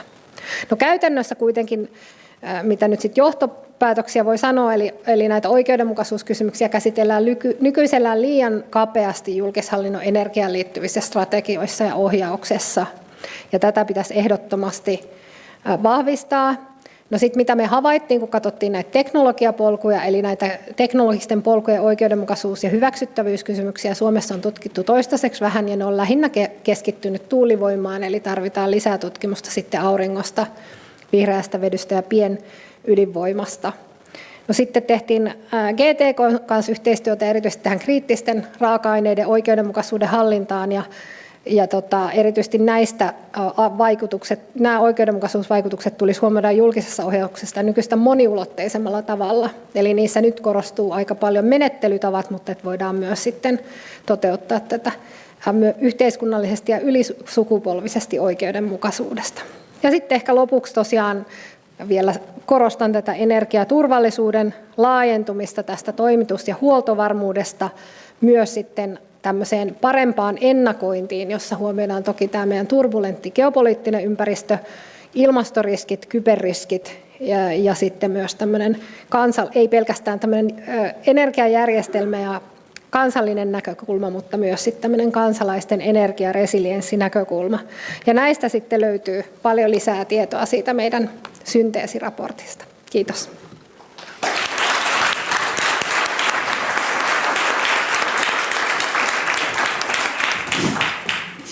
Kiitoksia Paula. Muistit laittaa seuraavan diankin näkyviin.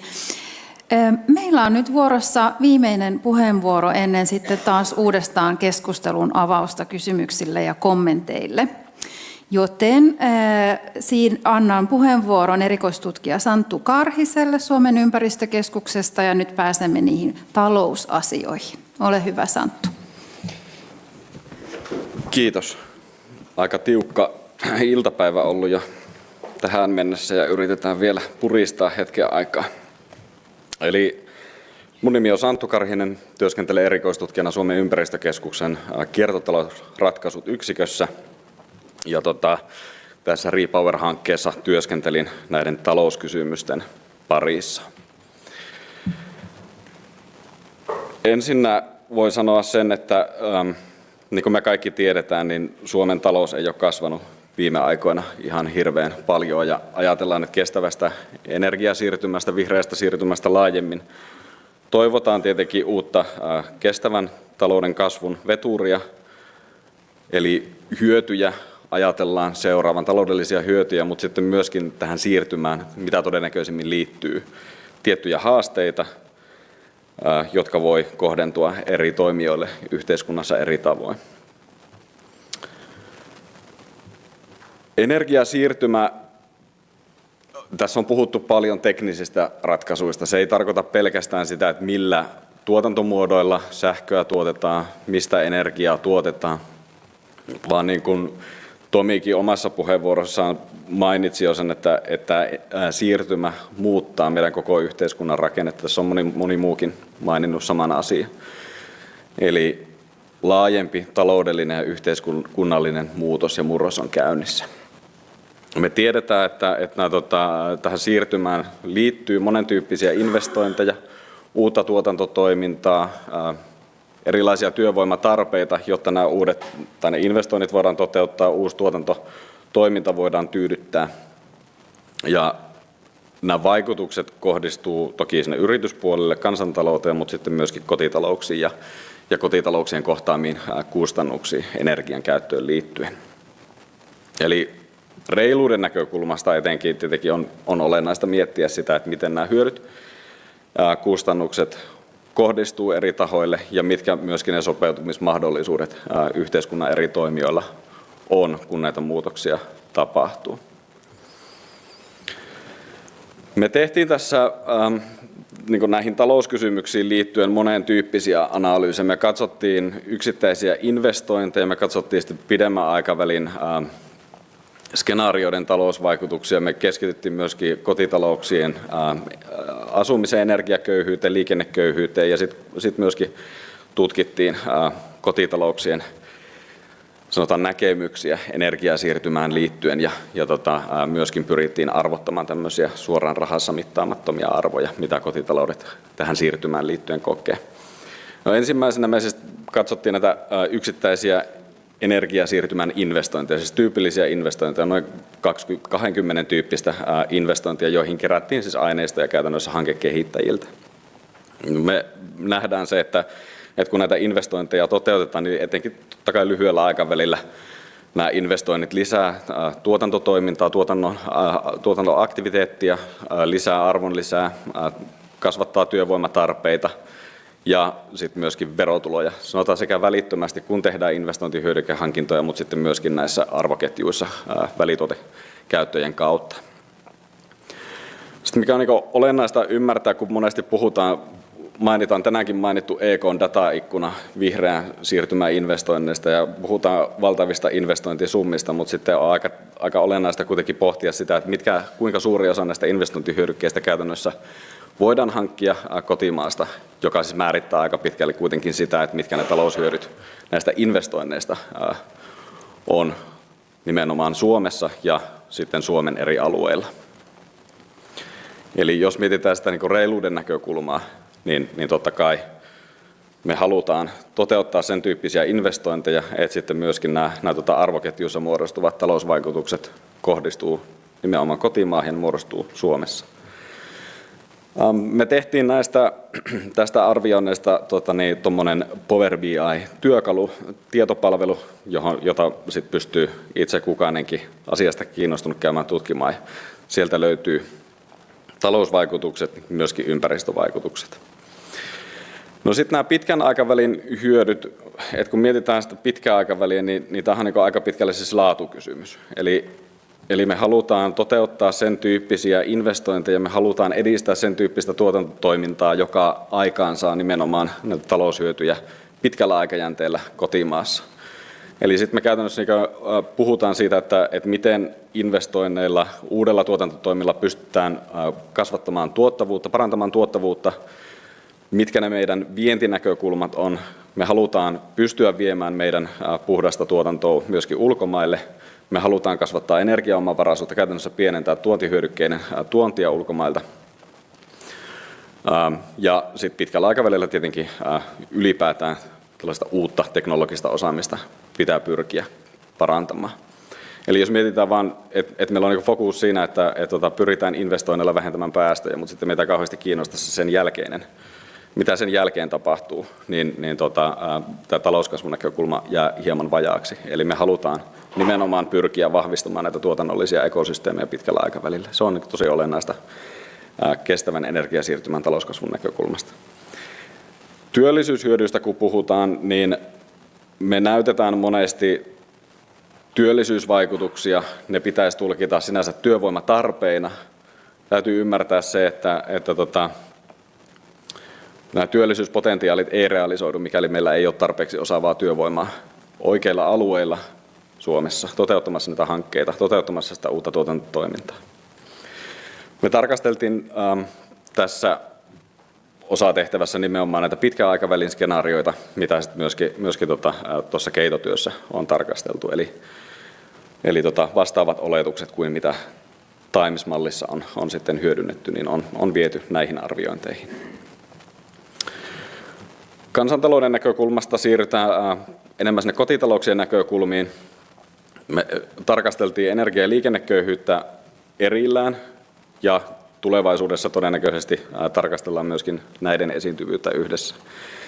Eli me tiedetään, että meillä on Suomessa aika heterogeeninen kotitalouksien joukko, joiden vaikutusmahdollisuudet omiin energiakuluihin vaihtelee sen mukaan, missä sijaitaan alueellisesti ja mitkä myöskin totta kai ne tulotasot on, että miten pystytään vaikkapa kohoavia energiakustannuksia tulevaisuudessa sitten väistämään.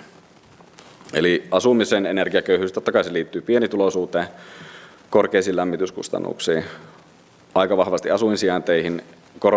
Nämä ongelmat korostuu aika paljon maaseuduilla, vanhoissa rakennuskannoissa, energiatehokkuudeltaan heikoissa rakennuskannoissa. Ja tietenkin se, että kaikissa asumismuodoissa nyt ei ole ylipäätään mahdollista sitten toteuttaa energiaremontteja. Liikenneköyhyyden kysymys on sitten vähän monimutkaisempi, että siinä on niin se energiaulottuvuus, eli sanotaan vaikka niin yksityisautoilun energiakustannukset voi nousta tai todennäköisesti nouseekin tulevaisuudessa, sanotaan niin fossiilisten polttoaineiden käyttöön liittyen, mutta sitten sillä on myöskin se ongelma, että etenkin tietyillä alueilla nyt sitten ei ole sitä liikkumisvaihtoehtoa käytettävissä ja tässä nyt jälleen kerran palataan sitten siihen, että meillä on aika eriarvoisessa asemassa olevia kotitalouksia Suomessa, kun mietitään tätä kaupunkimaaseutu-jatkumoa. Eli olennaista olisi pystyä tasaamaan kustannuksia, kohdentamaan tukia hyvin tarkasti näille kotitalouksille, jotka asumisen energiaköyhyydestä kärsii, jotka kärsii liikenneköyhyydestä nyt tällä hetkellä ja tulevaisuudessa. Ja jos mietitään niin näitä tavallaan skaaloja, että jos mietitään, että paljonko Suomessa on energiaköyhiä asumiseen liittyen, niin me puhutaan niin kuin sanotaan noin 10% kaikista kotitalouksista. Jos mietitään sitten, että meillä on 2,9 miljoonaa kotitaloutta Suomessa, niin me puhutaan kuitenkin 100 000 kotitalouksista, jotka asumisen energiaköyhyydestä kärsii ja noin suunnilleen saman verran liikenneköyhyydestä kärsiviä kotitalouksia. Ja nämä monesti kasautuu sitten vähän niin kuin samoihin kotitalouksiin. Me tehtiin myöskin kansalaiskysely tässä meidän työpaketissa. Kysyttiin kansalaisilta, että mitä mieltä he ovat energiasiirtymään liittyvistä kysymyksistä, ilmastopolitiikkaankin liittyvistä kysymyksistä laajemmin. Ja se yleisnäkemys on siis se, että kansalaiset antavat poliitikoille aika vahvankin mandaatin pitää kiinni nykyisistä ilmastotavoitteista ja myöskin kiristää ikään kuin sitä toimenpidevalikoimaa siten, että ei jouduttaisi tukeutumaan enemmän tämmöisiin niin vapaaehtoisiin toimiin. Mutta sitten siellä korostuu totta kai, että on niin se yleinen tahtotila, mutta sitten tämä ei ole niin mustavalkoista, että totta kai vastaajat korostaa turvallisuuskysymyksiä ja kustannuksen kohtuullisuutta, miten hyödyt, haitat jakautuu, sanotaan, eri toimijoiden välillä alueellisesti Suomessa. Sitten me tehtiin tähän kansalaiskyselyn ohessa tehtiin tällaista niin arvottamistutkimusta, ja siellä nyt nähtiin esimerkiksi se, että jos sanotaan hankkeiden kehittämisessä huomioidaan paremmin, vahvemmin, sanotaan vaikka luontovaikutukset, niiden minimointi, niin kansalaiset helpommin hyväksyy myöskin korkeammat energiakustannukset. Ja lopuksi kertaan sen, mitä sanoin jo alussa, eli energiasiirtymä voi olla merkittävä taloudellinen mahdollisuus, jos se vahvistaa nimenomaan, me toteutetaan investoinnit, oikein tyyppiset investoinnit, vahvistaa tuottavuutta, ja me pystytään viemään Suomessa tuotettuja vähähiilisiä tuotteita kansainvälisille markkinoille. Nämä hyödyt ei jakaudu automaattisesti tasaisesti, vaan me tarvitaan sitten myöskin ohjausta siinä, että ne hyötyjen jakautuminen on oikeudenmukaisempaa, tasaisempaa. Haitat voi kasautua etenkin pienituloisille alueellisesti tietyn tyyppisille kotitalouksille, joiden sopeutumiskyky on tyypillisesti hyvin rajallinen. Eli Me tarvitaan sen tyyppistä ohjausta myöskin, mikä on niin kuin ennakoitavaa ja hyvin kohdennettua nimenomaan näille kotitalouksille, jotka ovat riskissä kärsiä energiasiirtymän vaikutuksista. Mä lopetan tähän. Kiitos.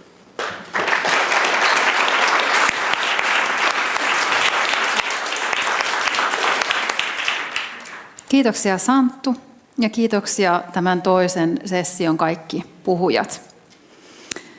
Nyt pääsemme uudestaan siihen tilanteeseen, että yleisöllä täällä paikalla on mahdollisuus esittää kysymyksiä ja kommentteja mihin tahansa tämän päivän puheenvuoroon liittyen. Täällä on taas Roosa ja Henna valmiina jakamaan mikrofoneja, joten olkaa hyvä.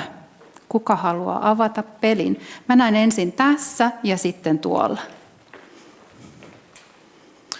Joo, Lasse Peltonen Itä-Suomen yliopistosta, hei. Kiitos tosi hienosta seminaarista ja kaiken kaikkiaan tämä iso hanke, niin musta on kiinnostava ja hyödyllinen siksi, että tästä siirtymästä saadaan jotain niin kuin, tavallaan isoa kuvaa myöskin. Mutta siihen liittyen yksi sellainen huomio ja ehkä yksi kysymys. Tuossa ennen taukoa tuli pari kysymystä, jotka liittyvät vähän niin kuin tämmöiseen niin kuin poliittiseen tavoitteen asetteluun esimerkiksi ja siihen, että miten kulutusta pitäisi ohjata ja miten tämä niin kuin hankkeiden, esimerkiksi nämä skenaariot suhtautuu siihen. Ja siinä tuli tämä niin kuin kestävyyssiirtymän käsite. Minusta se on kiinnostavaa, eli tavallaan tämä puhutaan energiasiirtymästä, mutta sitten kun siihen lisätään tämä luontokysymykset ja oikeudenmukaisuus, niin voidaan puhua myös tämmöistä kestävyyssiirtymästä. Ja mä en ole ihan varma, että onko se Suomessa niin kuin valtakunnallisesti se kehys, mistä niin kuin puhutaan. Ja minusta se on kiinnostava niin kuin myöskin keskustelun avauksena tässä hankkeessa. Sitten toinen kysymys, mikä tulee mieleen tähän niin kuin muutoksen niin kuin ohjattavuuteen liittyen. Tässä me puhutaan niin kuin tämmöistä yhdestä siirtymästä ja ikään kuin tavoitteista ja erilaista niin kuin ohjauskeinoista, jotka liittyy siihen. Ja toisaalta esimerkiksi tänään vai eilen, kun se luettiin lehdestä, että datakeskuksista voidaan paljon niin kuin pohtia ja keskustella, että miten niitä pitäisi ohjata ja määrittää ja mitä vaatia. Ja toisaalta sitten tiedetään, että ikään kuin se on jo myöhäistä. Eli tavallaan niin kuin koko ajan tehdään niitä päätöksiä kunnissa vaikka maankäytöstä ja sitten tulee datakeskuksia. Tässä oli yhdessä esityksessä tästä luontovaikutuksesta tämä kiinnostava tämmöinen death by a million cuts -tyyppinen niin kuin teema, että ikään kuin se muutos vaan tulee, niin tavallaan tästä kysymys niin kuin tämän koko siirtymän ohjattavuudesta, niin oletteko sitä pohtinut tässä hankkeessa? Kiitos. Kiitoksia. Kukas meillä ottaa pallon vastaan? Ainakin Paula. Joo, kiitos Lasse ja tosi kiinnostavia havaintoja. Mä jäin miettimään tätä terminologiaa, että tosiaan jos mietitään niin kuin politiikkaa, niin ensin puhuttiin vihreästä siirtymästä ja nyt puhutaan puhtaasta siirtymästä. Ja oikeastihan näillä on tarkoitettu lähinnä sitä päästöjen vähentämistä, mikä on sinänsä erikoista, että no puhdas, se nyt on tosi monitulkintainen, mutta sitten se vihreä, että kyllähän sen pitäisi sisältää luontoarvot, mutta että kyllä mäkin näen just siinä, että kun me puhutaan nyt tästä kestävästä energiasiirtymästä, niin siinä on tietysti ne luontoarvot mukana, mutta myös sitten se sosiaalinen kestävyys, eli se oikeudenmukaisuus. Ja tietysti se olisi hyvä, että se ei jää niin kuin tutkijayhteisön keskusteluksi, vaan me saadaan sitä avattua laajemmalle joukolle. Tähän liittyen, mitä me on huomattu, kun me on haastateltu toimijoita, että myös tämä oikeudenmukaisuustermi on vielä aika vaikea, erityisesti yrityspuolella toimijoille, että siitä ei ole niin kuin ymmärrystä, että mitä se oikeudenmukaisuus oikeasti on. Ja se olisi myös ehkä sitten sinänsä, kun se on osa tätä kestävää siirtymää, hyvä saada keskusteluun. Ehkä tämmöinen yleinen kommentti, vaan toi toinen pointti oli myös tosi hyvä, että meillä ehkä on tämmöinen perinne Suomessa vähän, että me tehdään, ja kun halutaan sitä talouskasvua ja muuta, niin tehdään just näitä hankkeita ilman, että niitä jotenkin systemaattisesti mietitään, ja sitten kun sitä kommentoi, niin siitä ajattelee, että tai että me esimerkiksi Santun kanssa kirjoitettiin Helsingin Sanomiin mielipidekirjoitus tästä datakeskuksista, ja että nyt kun niihin investoidaan, että pitäisi miettiä, että asetetaanko niille jotain reunaehtoja, tarvitaanko, ja vasta-argumentteja ihan hyviä on tullut, ja myös on se, että no sit eihän me voida vain yhtä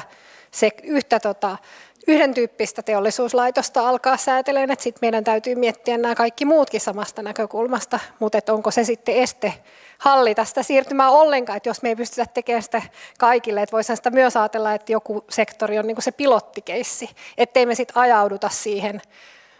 Tämä on vähän pitkä vastaus, mutta itse tein väitöskirjani metsäteollisuuden ympäristöinnovaatiosta, ettei me aina mennä tavallaan uudelleen niin kuin ojasta allikkoon, ja sama nyt sitten energiasiirtymän kanssa, että oikeasti vaikka itsekin haluan hirveästi tuuli- ja aurinkovoimaa, mutta että me mietitään, että millä reunaehdoilla me toteutetaan sitä energiasiirtymää, niin se on kyllä tosi tärkeää, mutta ei me varmaan tässä hankkeessa kyllä päästy ihan sille tasolle, että meillä olisi joku tosi konkreettinen ehdotus, vai osaako Sampo tähän sanoa vielä?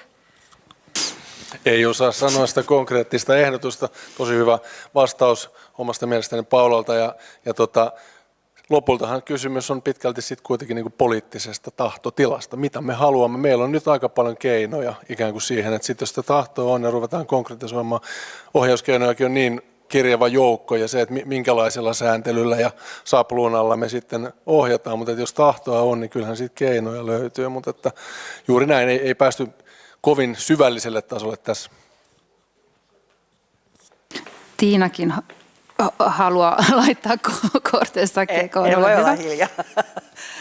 Siis todella hyviä kysymyksiä siis siinä mielessä, että mehän tutkijajoukon kesken aika paljon puhuttiin siitä, että mikä on kestävä energiasiirtymä.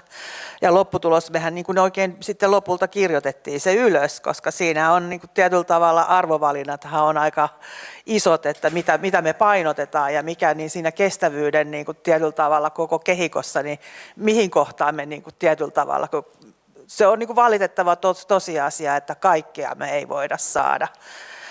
Mutta tuossa niin kuin mitä Santtu näytti se kansalaiskysely, niin me tehtiin toinenkin kansalaiskysely Keito-hankkeen puitteissa ja siinähän näki hyvin myös se, että kuinka paljon niin kuin tietyllä tavalla pelkästään niin kuin esimerkiksi sukupuoliroolien erilaisuus näyttäytyy siitä, että mitkä olisivat ne toivottavat tavat siirtyä puhtaaseen energiaan. Eli selvästi näkyy, että miessukupuolet hyvin paljon painotti teknologiaa, että siellä oli, että pitää panostaa SMR:ään, ydinvoimaan ja teknologiseen siirtymään, tai sitten taas enemmän niin kuin naissukupuolen edustajat halusivat enemmän sitten aurinkoenergiaa ja energian säästöä ja niin edespäin.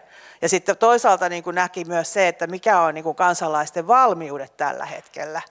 Niin kansalaiset niin kuin tietyllä tavalla näkee, että me tehdään jo todella paljon. Mutta sitten se kynnys, että tehtäisiin vielä enemmän, niin se on niin kuin vaikea. Ja tässä niin kuin mietin sitä, että kuinka paljon sitten pitäisi olla sitä niin kuin ylhäältä tuotua, sanotaan kannustusta, ei pelkästään keppiä. Että jotain me tarvitaan kuitenkin siihen, että me päästään vielä sen niin kuin tietyllä tavalla niin kuin tästä vielä eteenpäin. Et nyt kierrätetään paljon ja syödään, ollaan enemmän niin kuin kasvisruokapainotteisia ja pyritään kestävään liikkumiseen, mutta se, että me oltaisiin niin kuin fossiilittomia, niin siinä ollaan vielä, sitä vielä pitää niin kuin jollain tavalla viedä eteenpäin. Kiitoksia. Täällä meillä oli seuraava kysymys tai kommentti yleisöltä. Ole hyvä. Joo, terve. Jori Sihvonen Fingridiltä. Mä kysyisin siitä alueellisuudesta, että katsottiinko vähän samansuuntainen kuin äskeinen kysymys, että katsottiinko tässä näin niin kuin Suomea yhtenä alueena vai että oliko, että eri alueilla Suomi kehittyy eri tavalla. Että esimerkiksi meillä on nyt tällä hetkellä länsirannikolla ja pohjoisessa tuotetaan 70% Suomen sähköstä ja sitten yli puolet siitä kulutetaan täällä Etelä-Suomessa. Ja sitten me siirretään sitä, meidän firma siirtää sitä sieltä pohjoisesta etelään ja sitten tulee näitä voimajohtoja aina lisää. Niin onko tällaista niin kuin teollisuuden sijoittelua ollut mukana tässä näin, että saadaan vähennettyä esimerkiksi näitä luontohaittoja ja saatu niin kuin, tai aikaiseksi myös enemmän tällaista kapasiteettia tällaiselle sähköä kuluttavalle teollisuudelle? Kiitoksia. Kukas meistä hankkeesta avaisi pelin? Sampo? Ei. Mä en avaa peliä, mä vaan lähinnä nyt mietin, että onko Tomi... Joo, selvä. No joo, Jonne Hytönen Sykeltä erikoistutkija tästä alueiden käytön suunnittelun näkökulmasta ja on ollut mukana tätä tekemässä ja siinä ja näitä luontovaikutusten tai luontohaittojen parempaa hillintää, niin siitä näkökulmasta otapas nyt pitää pikaisesti kaivaa tuolta aivonystyröistä, mutta että joka tapauksessa niin kuin siirtolinjojen, että ei tähän kovin kattavaa vastausta antaa, mutta siirtolinjojen pirstova vaikutus on tosi merkittävä ja sen takia pitäisi ihan politiikkaohjauksessa niin kuin kehottaa tai niin kuin suosia hankkeiden sijoittelussa semmoisia hankkeita, jotka ei vaadi merkittävän pitkiä siirtolinjoja, eli tavallaan tämä tämmöinen, niin kuin, jota ei tämmöisessä, en oikein tiedä voiko sitä tämmöisessä hankkeessa tämän paremmin niin kuin lähestyä muuta kuin antamalla tavallaan tämmöisiä politiikkaohjauksen suosituksia. Ja kyllä se tosiaan on niin, että se esimerkiksi suorat maankäyttövaikutukset, joilla vaikkapa yhdellä tuuliturbiinilla on aika pienet, mutta että enemmän merkitystä on sillä, mitä vaikka Fingrid saa maastossa aikaiseksi. Kiitoksia Jonne ja täydentääkö Tomi? On se päällä, pitää vaan puhua mikrofoni. Niin siis täydennyksenä tuohon tosiaan niin kuin ihan energianäkökulmasta, että jos ei katsota pelkkää maansuunnittelua, vaan ihan siis sitä, että kuka tuottaa energiaa ja missä. Sehän on tosi iso siirtymä, kun kaupunkien yhteistuotanto korvautuu sähkökattiloilla ja lämpöpumpuilla. Meillä on ennen ollut sähköntuotantoa kaupungeissa, nyt meille tulee sinne uutta sähkönkulutusta, ihmisten omia lämpöpumppuja, sähköautoja. Fingrid joutuu siirtämään kaiken käytännössä etelään tällä hetkellä. Itä-Suomen teollistumista rajoittaa sähkönsiirron pullonkaulat, että tämä länsi-itäsuuntainen yhteys on paljon heikompi kuin moni toivoisi. Ja se on myös niin kuin alueellisen tasa-arvon ja aluekehityksen ongelma, että verkon rakentaminen on hidasta. Mutta sitten toisaalta olisi kauhean ikävää sanoa kaikille, jotka suunnittelee tehdasta Itä-Suomeen, että tehkää se Pohjanmaalle. Että se ei oikeasti ole niin kuin helppo kenellekään mistään suunnasta. Että siirtymä tapahtuu valtavan paljon nopeampaa, kun me pystytään rakentamaan sähkön siirtoa. Ja sama ongelma on myös kaikkien maiden välillä. Eli meillä on tullut niin paljon tuulta aurinkoa Suomeen, että meidän siirtoyhteydet Ruotsiin ja Viroon jää jälkeen. Ja Suomi ja kaikki muutkin Euroopan maat muuttuu yhä paljon enemmän niin kuin saarekäyttöön, ei tietenkään puhtaasti. Mutta Saksassa alkaa olla kohta 150 gigaa uusiutuvaa ja niiden siirtokapasiteetti on 20 gigaa naapurimaihin. Niin ne joutuu hoitamaan nämä ongelmansa itse. Ja kaikki maat on menossa yhä enemmän siihen suuntaan ja nyt me nähdään, että maan sisällä kaupungit ja maakunnat ja alueet niin on myös niin kuin joutumassa samoihin ongelmiin. Ja se on ihan oikea reunaehto. Ja sitä olisi ollut kiva katsoa tässä enemmän, mutta on sitä vähän tehty. Kiitoksia. Saat lisätä, ole hyvä. Kiitoksia. Me ollaan tätä oikeudenmukaisuus- ja turvallisuusporukkaa vielä Paulan hyvän esityksen jälkeen vähän lisää vielä tähän. Mä olen siis Marja-Helena Sivonen ja Suomen ympäristökeskukselta. Ja myös siihen omakotiyhdistyksen kysymykseen tässä ollaan Maijan kanssa palloteltu, että kun tässä nyt on ollut keskustelu niin tämmöisessä käytännössä ja taloudessa, niin kyllähän tähän oikeudenmukaisuusnäkökulman kautta voi tuoda myös sen, että kyllähän ihmisten sillä kokemuksella siitä, että mihin uusia energiatuotantolaitoksia tai siirtolinjoja tai siihen muita infraa siihen liittyen, niin on hirveästi merkitystä. Ja se, että ihmiset on tähän mennessäkin pitänyt ääntä siitä, että me ei haluta tuulivoimapuistoa vaikka tuonne tai tänne, niin me ollaan pystytty tässä hankkeessa myös sitä niin kuin noteeraamaan, että sillä on ollut myös merkitystä, että kyllähän se näkyy myös siinä toiminnassa.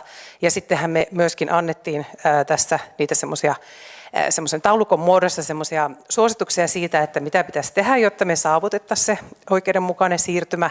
Ja sitten me myös listattiin, että mitkä ne on ne periaatteet, jotka täyttyy silloin, kun meillä olisi se tai ollaan saavuttamassa sitä oikeudenmukaisuutta, ja myöskin, että kenen pitäisi toimia. Ja yhtenä isona asiana oli just tämä neuvonta ihmisille, että mistä ne löytää apua, kun on aikamoinen viidakko kaikenlaisiin asioihin. Niin myöskin sitten tietenkin hirveän mukava kuulla, että omakotitaloyhdistys oli myöskin täällä kuulolla, koska sehän on aikamoinen tietopankki varmaan monelle, kun alkaa miettiä näitä kysymyksiä. Kiitos. Kiitoksia. Täällä on seuraava kysymys. Henna tuo tuolta mikrofonin. Terve.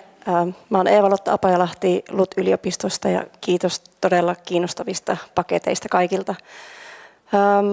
Mua kiinnostaa tässä nyt, mä olen iloinen siitä, että puhuttiin myös tästä taloudellisesta murroksesta, että energiasiirtymä on yhteiskunnallinen taloudellinen murros. Ja sitten täällä esiintyi myös tämä, jossain vaiheessa tämä kohtuutalousajatus, ja kun seurataan ja tiedetään, mitä tapahtuu jatkuvasti, niin koko ajan tulee lisää ja uutta. Niin näitä kulutuskysymyksiä onko mietitty tässä hankkeessa, ja pitäisikö miettiä, että miltä se näyttää se tuleva järjestelmä tämän kulutuksen näkökulmasta? Kiitoksia. Kukas meiltä tähän vastaa ensimmäisenä?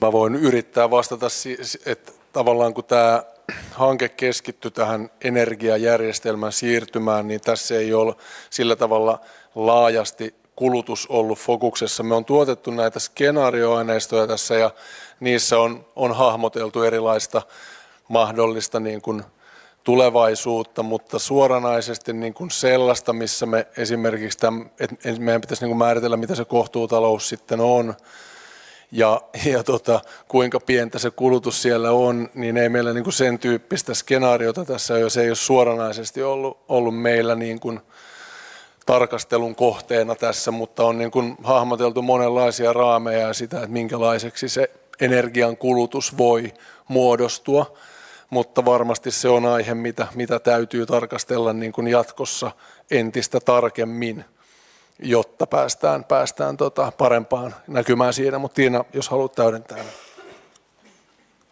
No sen verran ehkä vielä täydennä, että niissä skenaariotarkasteluissa niin me kyllä niin kuin tietyllä tavalla visioitiin tai maalailtiin erilaisia kulutusprofiileja, mutta sitten se, että ne kaikki niin kuin aika paljon linkitty sit siihen energiaan.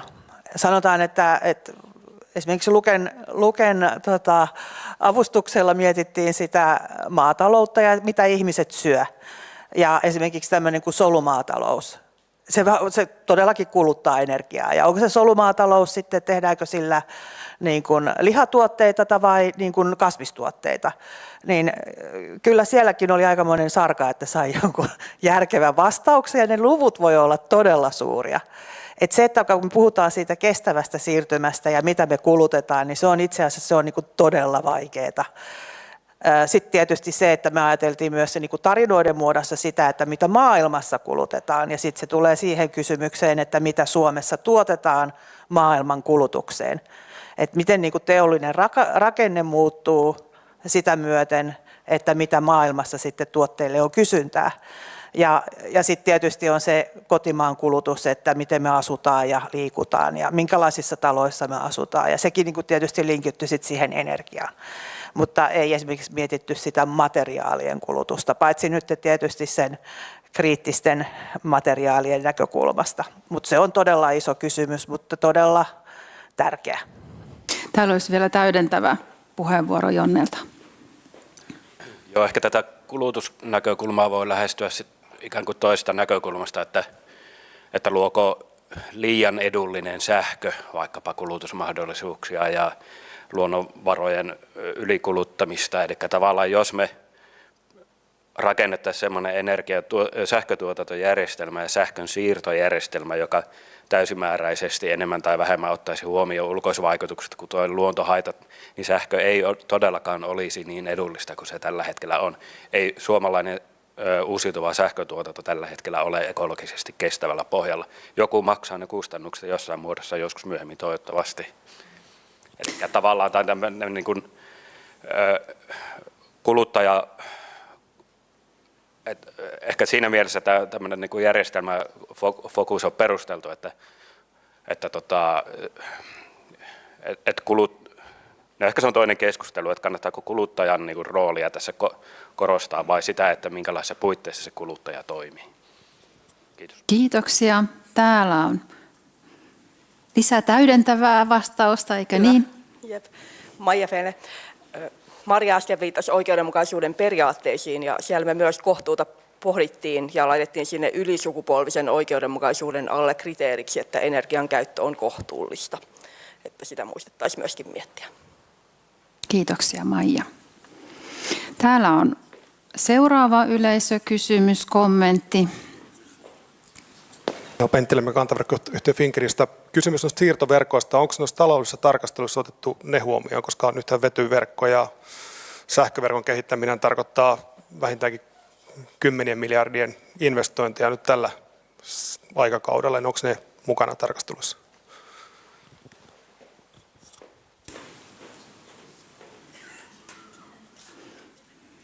Niin kuin mä sanoin tuossa mun omassa puheenvuorossa, ne oletukset, mitä me talousmalleihin otettiin, niin me otettiin Tiinan mallinnuksesta, eli Tiina joutuu vastaamaan tähän nyt käytännössä sitten.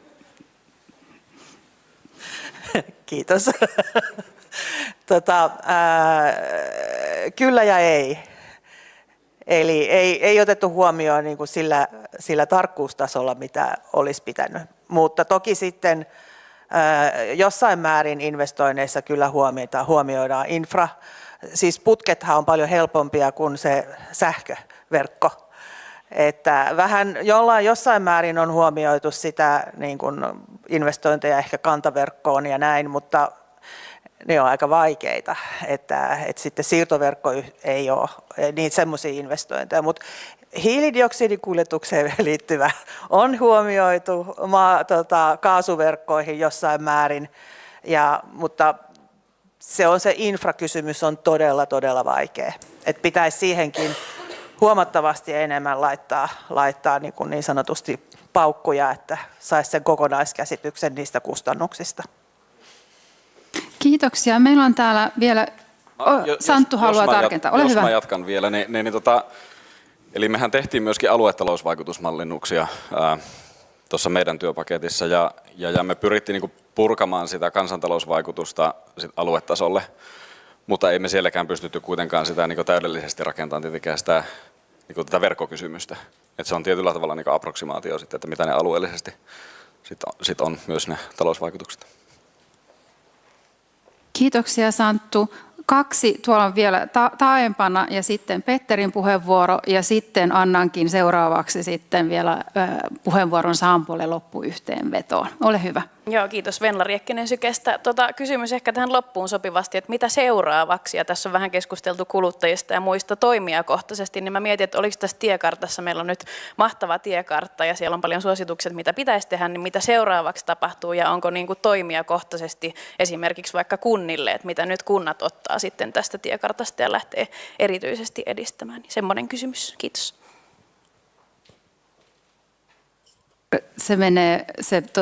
Sampo käsittelee tätä asiaa lopussa varmaankin, sitäkö sieltä? Joo, mä vastaan jollain tasolla 15 sekunnissa lopussa. Joo, okei. Eli siinä tapauksessa Petteri Kuva, ole hyvä. Joo, kiitos. Oli paljon kriteereitä, mitä pitäisi ottaa huomioon oikeudenmukaisuuteen ja hyötyjen ja kustannusten jakautumiseen ja sijoittumiseen ja näin. Niin minkälainen on semmoinen sääntely- ja lupajärjestelmä, jolla tämä voidaan ottaa huomioon? Se ainakaan tällä kutistuvalla virkakunnalla onnistu. Ja sitten jos vielä kaikista asioista kysytään kansalaisten mielipidettä ja osallistutetaan, niin se on ehkä näiden luvitusten sujuvoittamista koskevien tavoitteiden vastasta, että miten tämä pannaan nämä sinänsä hyvät ideat sitten täytäntöön. Siinäpä kysymys. Paula täältä lähtee vastaamaan. Tällaisena niin kuin julkisen ohjauksen tutkijana, niin kaikkeahan ei tarvitse laittaa kuitenkaan lainsäädäntöön ja kaikesta ei tarvitse tehdä semmoista niin kuin byrokraattista prosessia. Et mä itse näen sen ainakin sitä, että se on myös osa sitä virkamiesten ja poliitikkojen ymmärrystä siitä aiheesta, mutta sitten kyllä mun mielestä niin kuin ehkä laajalla skaalalla voi ajatella, että jos on aikaisemmin ajateltu vaikka, että mikä hyödyttää yritysmaailmaa eniten, niin nyt me on otettu mukaan sitten se kansalaisnäkökulma, että ei niinku, että mun mielestä mun ymmärrys siitä, että Suomessa on perinteisesti tehty energiapolitiikkaa teollisuudelle ja me on jo nyt siirrytty siihen suuntaan, että sitä tehdään myös kansalaisille. Eli ei se mun mielestä tarkoita sitä, että nyt tässä pitäisi tehdä erittäin niinku raskas sääntelyjärjestelmä ja osa meidän kriteereistä voi olla vaikka sitten kuntatasolla kiinnostavia, että kun siellä mietitään niin kuin energiaan liittyviä maankäyttökysymyksiä ja muuta, että mä näkisin ne enemmän semmoisena niin kuin ohjeistuksena, josta voi ottaa ideoita ja toivottavasti niin kuin oppia ajattelemaan uudella tavalla ne, jotka tekee päätöksiä. Kiitoksia, Paula. Mä annan nyt, tai Henna antaa mikrofonin Sampolle, vai tuletko tänne ylös? Ja Sampo vetää seminaarin yhteen. Ole hyvä. Kiitos paljon. Nyt kello on sen verran, että tiivistän reippaasti sitä, mitä olin aikeissa sanoa, mutta tässä tuli nyt tässä lopussa oikein hyviä ja hyödyllisiä kysymyksiä, ja niin kuin tässä tämän päivän aikana on kuultu, niin varmasti uskon, että monet ainakin jakaa sen näkemyksen, että tämä kestävä energiasiirtymä on niin kuin sellainen, mitä todella kannattaa lähteä tekemään ja tavoiteltava asia, ja se on oikeastaan ihan väistämätön, se on välttämätön asia saada aikaiseksi, että ilmastonmuutoksen hillinnän ja luontokadon ynnä muiden näkökulmien vuoksi tämä tarvitaan, ja se ei ole helppo missään tapauksessa, ja niin kuin tässä on tullut esiin, niin puhdas siirtymä ei ole sama kuin kestävä siirtymä,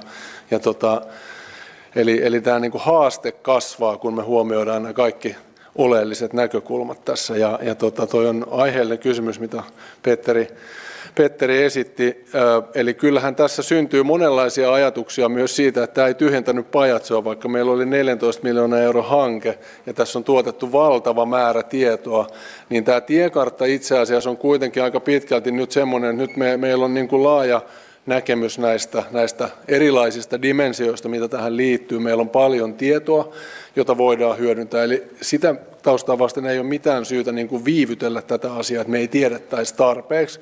On paljon asioita, mistä me ei tiedetä tarpeeksi. On monenlaisia, voi tulla monenlaisia yllätyksiä matkalla mukaan, ja tulee uusia teknologioita, ja joku kortti ei vedäkään, mitä kuviteltiin, että vetää, ja näin poispäin. Eli tietotarve aivan varmasti säilyy, mutta se, mitä mä niin kuin toivoisin, että tässä tapahtuisi, olisi se, että tällaista tiekarttaa lähdettäisiin implementoimaan Suomessa. Eli miten me sitoutetaan aidosti tähän koko suomalainen yhteiskunta tällaisen tiekartan toteuttamiseen, niin siinä on ehkä se 1000 taalan kysymys. Kyllähän tämä lähtökohtaisesti vaatii niin kuin poliittista tahtoa. Että on meillä ennenkin tehty parlamentaarisia sopimuksia, että joku tällainenhan tähän tarvitaan. Sittenhän siitä aukeaa monenlaisia uusia polkuja taas, että miten sitä toteutetaan, miten näitä painotetaan. Semmoista absoluuttista kestävyyttä tuskin oikeasti on olemassakaan. Että aina on trade-offeja, miten niitä painotetaan, mikä on riittävän hyväksyttävää, mikä on riittävän pieni haitta, mitä me hyväksytään. Kyllä tämä vaatii hirveästi sitä osallistamista, keskustelua ja työkaluja. Ja juuri niin kuin Paula sanoi, niin kutistuvien resurssien maailmassa niin tosiaan byrokratiaviidakkoa tuskin tarvii kasvattaa, mutta mä haluan uskoa siihen, että lainsäädäntöä ja ohjauskeinoja voidaan kehittää sellaisiksi, että se ei vaadi niin kuin valtavaa sellaista niin kuin hallinnollisia kustannuksia, mutta se tahtotila täytyy olla siellä takana, että mitä asioita siinä aidosti niin kuin huomioidaan, jotta tämä saadaan toteutettua näin. Eli toivon, että tätä tiekarttaa lähdetään niin kuin implementoimaan valtakunnallisesti jollain tavalla ja sitä kautta niin kuin sitoutetaan tähän eri tahot vahvasti mukaan ja myös tutkimuskenttä. Mutta tässä vaiheessa ehkä muutamien kiitosten aika. Eli ensinnäkin niin kuin mä haluan kiittää tätä meidän jättimäisen isoa ja hienoa konsortiota, mikä meillä on tässä ollut. Tämä on ollut ihan poikkeuksellisen iso hanke ja ainakin omasta mielestä erittäin hyvä henkinen hanke. Että meillä on ollut myös oikein hauskaa tehdä tätä työtä ja tosi mielenkiintoisia ja paljon on oppinut tässä matkan varrella. Eli suuret kiitokset kaikille lähes 300 000, ei 300 000 sentään. Menee jo sekaisin, mutta lähes 300 asiantuntijalle, jota tässä on ollut mukana. Toivottavasti implementoinnissa on sitten se 300 000 mukana. Mutta kaikille teille ja lisäksi myös meidän hankkeen ydinryhmälle, mitä tässä on ollut, joiden kanssa tätä isoa kuvaa on pyöritetty. Kiitokset Minnalle tämän seminaarin juontamisesta, ja haluan kiittää erityisesti Roosa Komokalliota, joka on ollut aivan korvaamaton apu tämän hankkeen koordinoinnissa, että muuten olisi oltu lirissä monta kertaa. Roosa on myös avustanut huomattavasti näiden kaikkien tilaisuuksien järjestämisessä, mitä meillä on ollut. Ja lisäksi kiitokset kaikille sidosryhmille, jotka on osallistunut näihin meidän tilaisuuksiin, joita on järjestetty. Luonnonvarakeskuksen rinnakkaishankkeen tuossa jo kiittelinkin. Sitten vielä toki ohjausryhmälle ja tälle keitoseurantaryhmälle ja viimeisimpänä tietysti tälle seminaariyleisölle tänään ja niin täällä paikan päällä kuin sitten linjoillakin. Eli toivottavasti tästä lähdetään. Työ joka tapauksessa kestävän energian siirtymän edistämiseksi jatkuu monella saralla ja toivottavasti sitä tehdään yhteisesti Suomessa jatkossa entistä tiiviimmin. Kiitoksia.